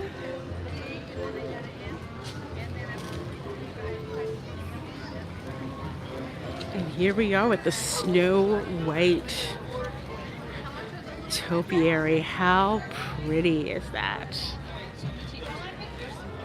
Apparently she's hanging out with Dopey. I need a stylist and I need glasses. Anime Ankle says, I love their perfumes and shower gels. They are less expensive at other stores. Yes, Bulgari. Oh my gosh, Bulgari is amazing. Say happy birthday to you and Bulgari is amazing. I like the Prada orange too. Orange Neroli. And here's the 7 dwarves. Okay, well 6 of them. So the 6 are over here. And then the 7th is over there with Snow White.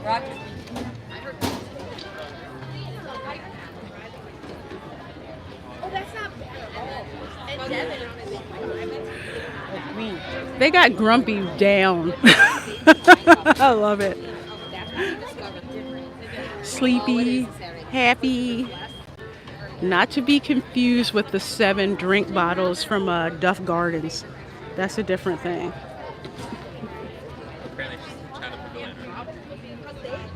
So cool.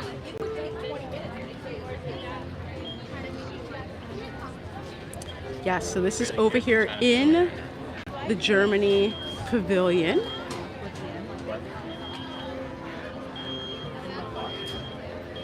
Which reminds me, I have to see what they're offering at the German kitchen. It's funny, every time I go to the German Pavilion for food, it reminds me of Philly.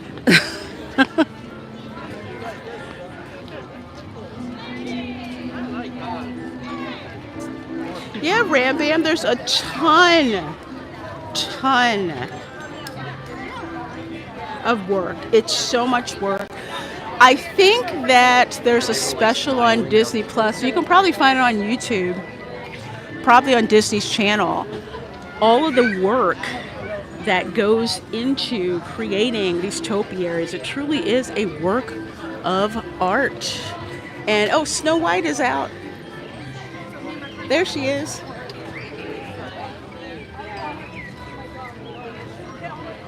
I'm so glad the characters are back. No joke. When my niece got to meet Snow White, it was so cute. I made them like homemade autograph books, and Snow White was so impressed.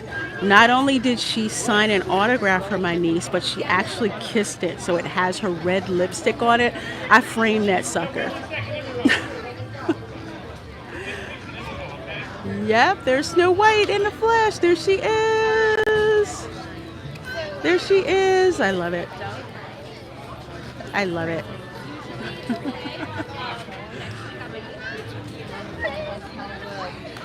Okay, here's the Barron Market. Let's see what we got over here. Let's see what reminds me of Philly. Okay, let's see. We've got the potato pancakes, house-made applesauce. I'll pass with that. I'm not a fan of the potato pancakes, but that toasted pretzel bread, I'm down with that. Toasted pretzel bread topped with Black Forest ham and melted Gary cheese. Warm cheese strudel with mixed berries. Now those last two I'm down with, because toasted pretzel bread is amazing. They have apple wine, sparkling wine with apple liqueur. They have a beer flight. I'm not really down with beer, but I'll take the apple wine. True story. Disney gets their pretzels from Pennsylvania. Yes, there's a reason for that. There is a reason for that. Philly soft pretzels are part of Philadelphia's German heritage. Part of the Philadelphia food chain. You got cheesesteaks and you got soft pretzels. When I was in Girl Scouts, I actually went to, like a pretzel factory, and they actually showed us how they handmade the pretzels. So the twist that you see in the pretzel is actually reminiscent of praying hands. That's why the twist is there in the middle of the pretzel. So we got to like twist the pretzels on our own, and it was cool. Let's see. I'm not too enthused with the Orangeburg merchandise. This is kind of flat. I like sequins, but this design isn't calling me. Yes, yes, Ernie Engel. Fun fact, yes, very fun fact. And also the reason why is like when I would come here, I'm like, why do these pretzels taste like back home? Well, that's why. Yeah, this is cute, but I'm not feeling this shade of orange for some reason. It's turning me off, but that's the Orangeburg Loungefly bag.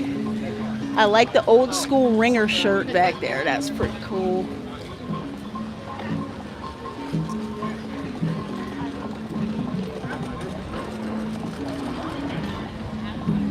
Coming over here past the refreshment outpost. Reminiscent of being in Africa. I don't know if people have heard, but they took down some of the masks due to quote-unquote cultural sensitivity, which is freaking nonsense, but that's how Disney is these days.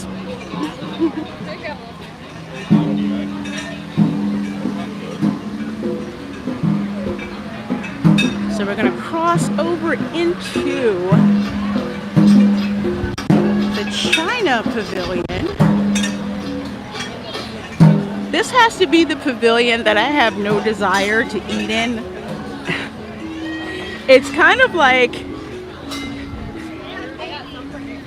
You can get better Chinese food at home.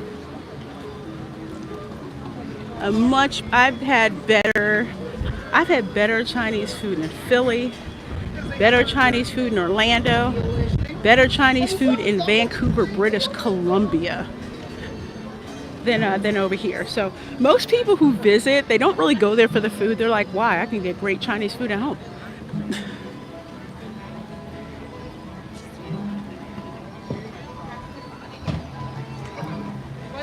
Yes, that is a little known fact that Germany did have a colony in Namibia. Yes. A lot of people don't know about that. I found out about that, I want to say, in high school. I'm like, what? I didn't know that. Yeah, you did.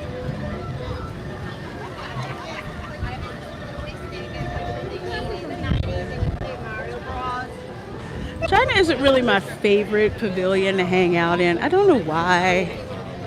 You know, I do know why. I do know why. Because in Philadelphia, the Chinatown in Philadelphia is amazing. It's so amazing and authentic. It's kind of like when I see this here, it's like, no thank you. I've seen the real thing. But yours is so much wider. I've seen the real thing. Real thing as, and I've seen a real Chinatown. I have not visited China. Like I think I have. Wouldn't turn down a free trip there, but it's not high on my places to like to visit. If I'm going to Asia, I have to go to Japan first. All right, so we're here in Norway. Let's see what we got here in the Norway topiaries. Chinese cultural is beautiful and rich. Yes, there's a lot there. There's a lot there, and fun fact, we don't know what ancestor it was, but yes, I do have Chinese DNA. Actually, closer to the folks from southern China. Tripped me out when I got the 23andMe results too. We're still trying to figure that part out. So there's Elsa and Anna from Frozen, as you can see. And then there's the snowflakes that they have. Hey Prismatics, good seeing you, my dear. And there's the snowflakes that they have over here.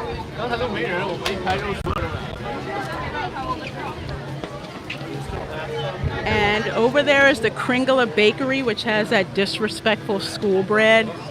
It's not Norwegian. I swear it's like a Norwegian interpretation of a Florida tree because it's got coconuts on the top and it's like custard inside this donut thing.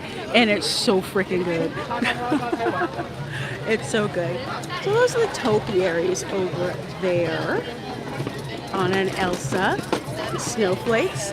They were here last year, so that's not really new.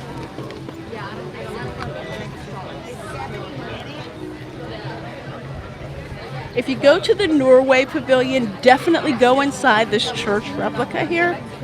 There's so much cool stuff that's in there. I think, yeah, I did a stream on that, I want to say, I think last year, where we went through the Norway Pavilion and kind of checked out all the things that they had. Ooh, let's go see the Troll topiary. Let's go see the Troll topiary. Right here. And there's the Troll. I miss the Troll and the Maelstrom ride, I really do. That was like one of the coolest parts of the ride. Got to see a teed off Troll. Say a word. I would have been screaming if I got caught in my hair. So let's see. So there's a Troll. So there's 3 topiaries over here in the Norway Pavilion. So you have Anna and Elsa, and then you have Stroll.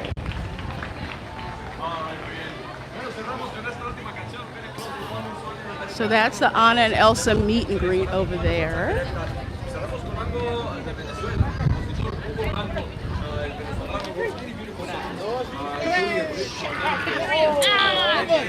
There's the mariachi group over there. They're very good.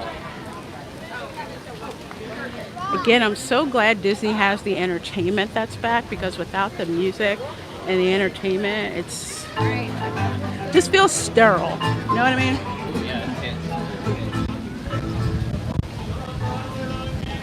Did I accidentally time somebody out again? Oh, shoot.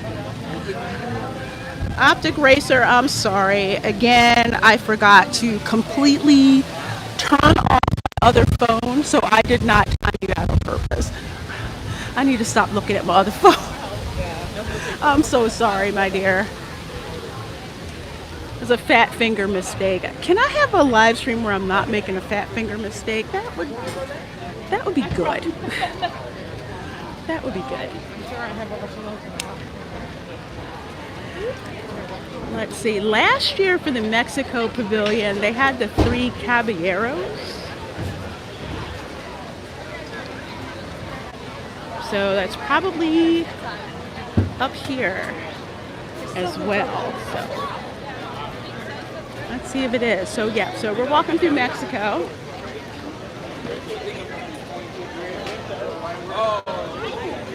The site of that one really awful dish. I think it was carne asada. It was so bad. It was so bad and so awful.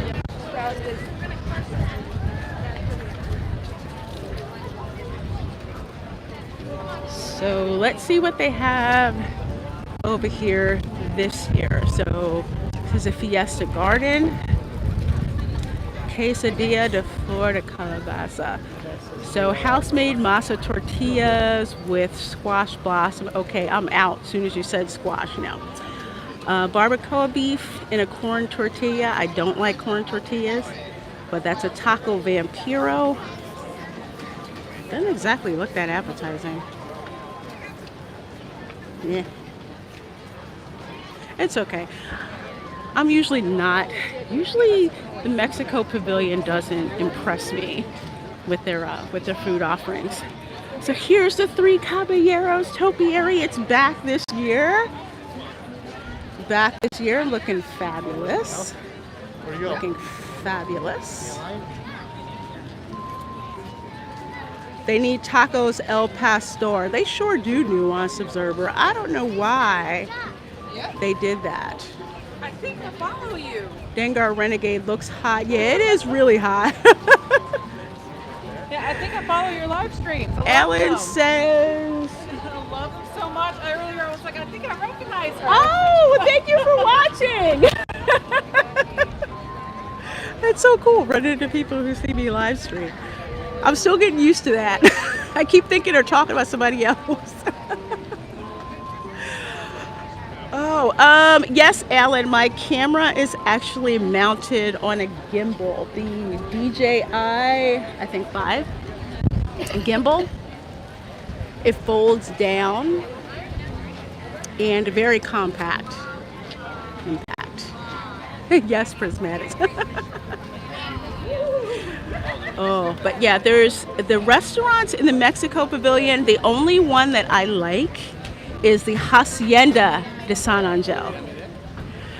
I think because that, I want to say the food there is from the region of Mexico that's closer to the Gulf of Mexico, which is probably why I like the cuisine better. Delicious. Oh my gosh, so good, so good. Let's see, here's the citrus blossom, which looks like, this is where the Figment food pavilion for the arts festival was. So we've got, I love the orange bird, I love him. Orange sesame tempura shrimp with orange chili sauce. That looks good. Citrus baked brie with preserved lemon marmalade, limoncello macerated blueberries, and spiced Marcona almonds. That looks good. I like Marcona almonds and limoncello. Lemon meringue pie. That's interesting. That could possibly be good. And of course, they've got the orange lemon smoothie and a souvenir orange bird sipper cup. Now, I have the one from last year. This is a kind of like a newer version this year. So I still use all of my sippers. So for me, sippers are always a good deal to purchase. So I'll tell you what, we're gonna walk on through just to cool off a little bit. On the way to the front, you can see some people have the sippers. I had the one last year, so there's no need for me to buy one this year.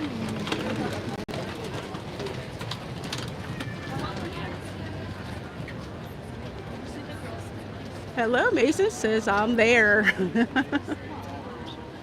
We'll cut through the citrus blossom here to cool off a little bit, and then I'm gonna walk up to the front of the park for the end of the stream so you guys can see the Encanto topiary, which is freaking beautiful. Absolutely beautiful. Because I bought my wife a $12 margarita in the Pavilion. She took one sip and buzzed for 2 hours. We just sat there till she sobered up. You know, Alan, that happened to me with, I want to say during the Food and Wine Festival. There was like this ginger citrus mule drink, and oh my gosh, I was buzzing for so long. I had to take an extra walk around the World Showcase because it was so strong. So apparently you can order your citrus sipper, mobile order, and also in here, just like with the Figment Pavilion, you can come in here and pick up like Orange Bird merchandise. So you can get merch. You see all the cool like projections. Hello, Bonzo Kilborn. So good to see you, my dear. Good morning. And here's all the other like Orange Bird merchandise you can get. They have hats, corksicle. They're going for like this 70s theme this year for the Orange Bird, which is, that's all right. It's just not my shade of orange.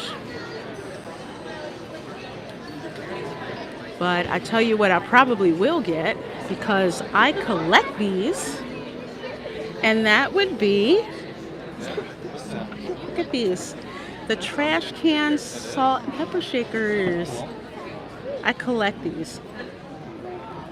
Use them for salt, sugar, powdered sugar. Something very different. You can always use stuff like that.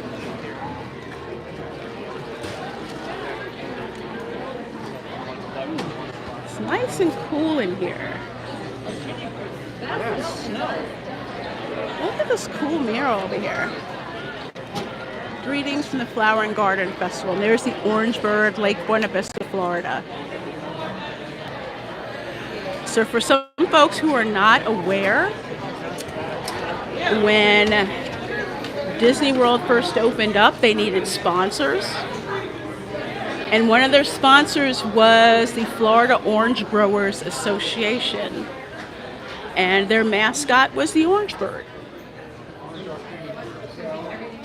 So he's a very popular little guy. For him, just seeing him reminds me of old school Disney. Or throwback Disney, as I like to call it. First of all, 70 thumbs up. Oh my gosh. Thank you guys so very much. I appreciate that like crazy. Thank you. Thank you.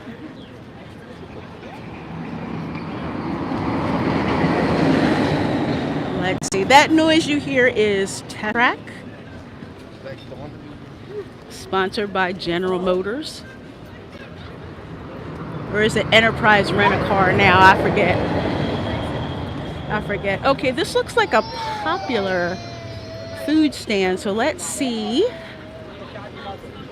what's over at this pavilion. Let's check it out. It's called EPCOT. I don't know if it can beat honey fried chicken and cornbread waffles, but we'll take a look. What do we have here?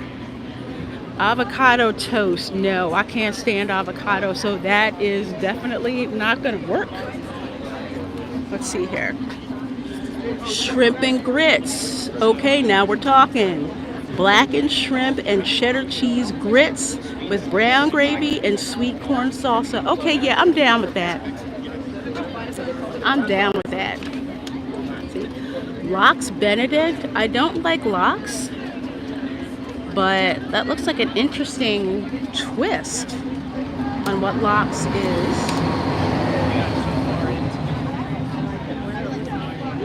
Test track is fire.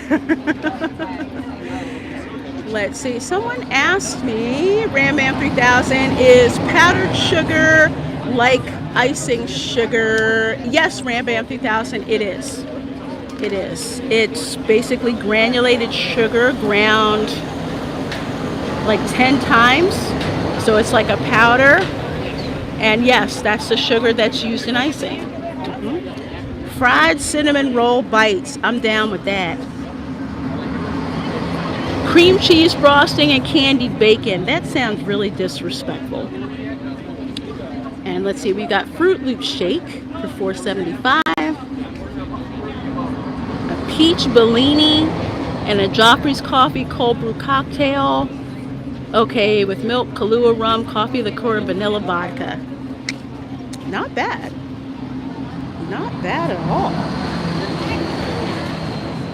So that's the EPCOT stand.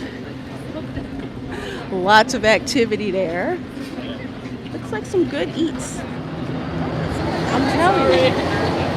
That Fruit Loop shake looks crazy. But it's got milk in it, so yeah, your girl can't hang with it. Girl can't hang with it. It looks like it's blue milk with Fruit Loops on top. I certainly hope it's not the blue milk from Galaxy's Edge. I hope that's not the case. Alright, we're going to take a cut through the creation shop on the way out. Well, maybe not. Maybe not. Let's go by the Guardians of the Galaxy attraction on the way out. There may have been a few topiaries I didn't get to because I don't know where all of them are located, so we'll have to find those on another screen.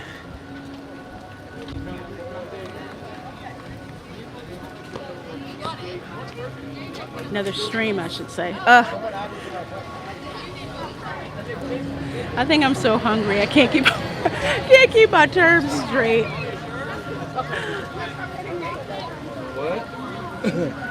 Let's see. So there's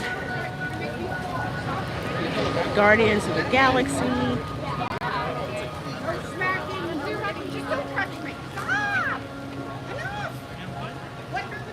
Oh, here's some more. Here's some more. I'm glad we walked over here.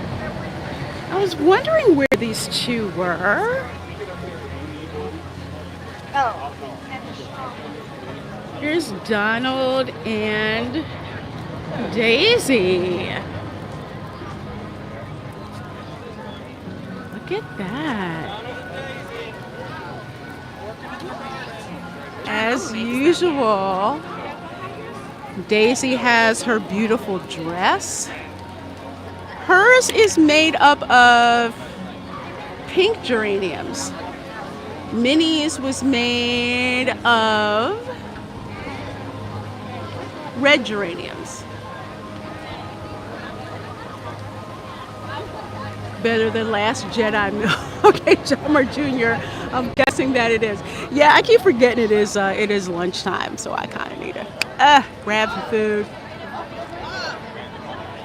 But yeah, look at how cool that is. Love it, love it, love it. Oh, I'm getting up there. Thank you, mods, for zapping those bots for me. They're so, I love these.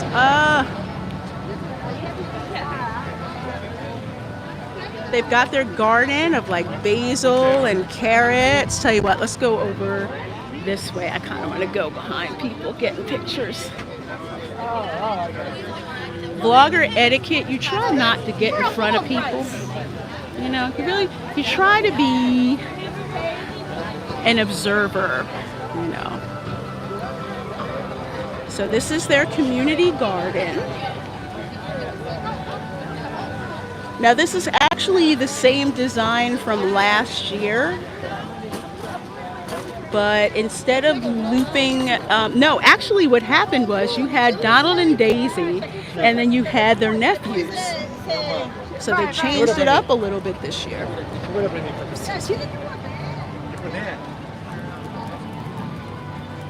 Oh, awesome. Love, love, love this stuff. Love this stuff. Okay, so let's go ahead and head on over to the front. With this breezeway here. So I do believe that the Flower and Garden Festival will go on until about July. It used to end in like late April, but they extended it for the past couple of years, of course, to get more money. But it's a wonderful festival.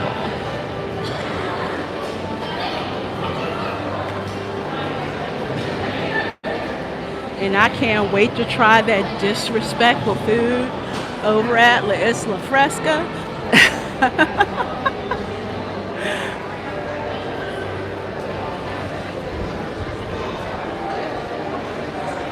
Cannot wait. Cannot wait.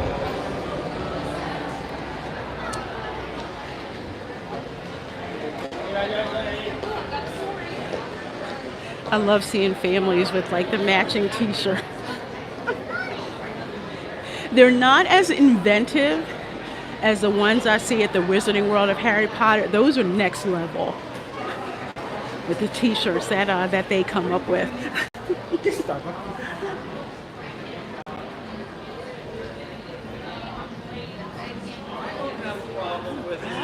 That's not my style, not my life.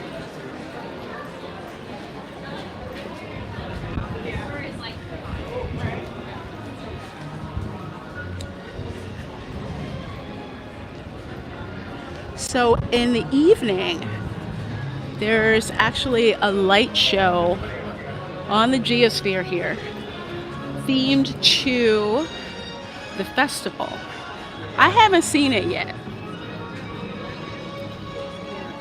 but usually the light shows on the golf ball, yes, I'm calling it a golf ball, are usually pretty stunning. And they get very, very creative with the lights, so. It was much better than Harmonious, I'll tell you that much. The first time that I saw Harmonious, because I think you guys were there with me, because I did a live stream. People weren't all that impressed with Harmonious, but when we saw the light show on the Geosphere at the end, people were like, this was better than the fireworks that we saw.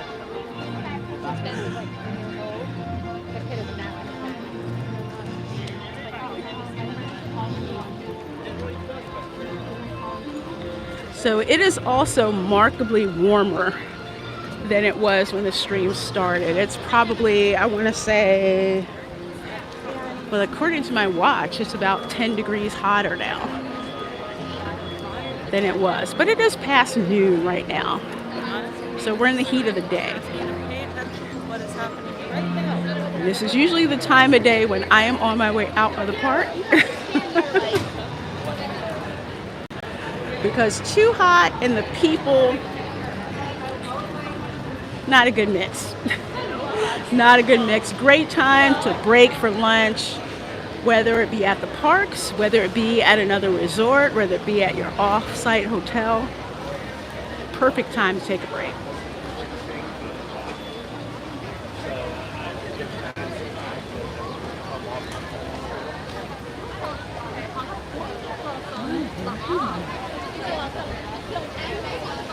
Okay, so what we're coming up on over here to the left, you can see the back of it. That is the Encanto topiary, and it is absolutely beautiful. It is without a doubt. I love the dragon, but with all the colors and the imagination and everything, the Encanto topiary is my favorite. Check it out. Let you guys look at this. Oh my God, you guys. Hey Dawn, take care. Good to see you. Look at this topiary. Oh my gosh.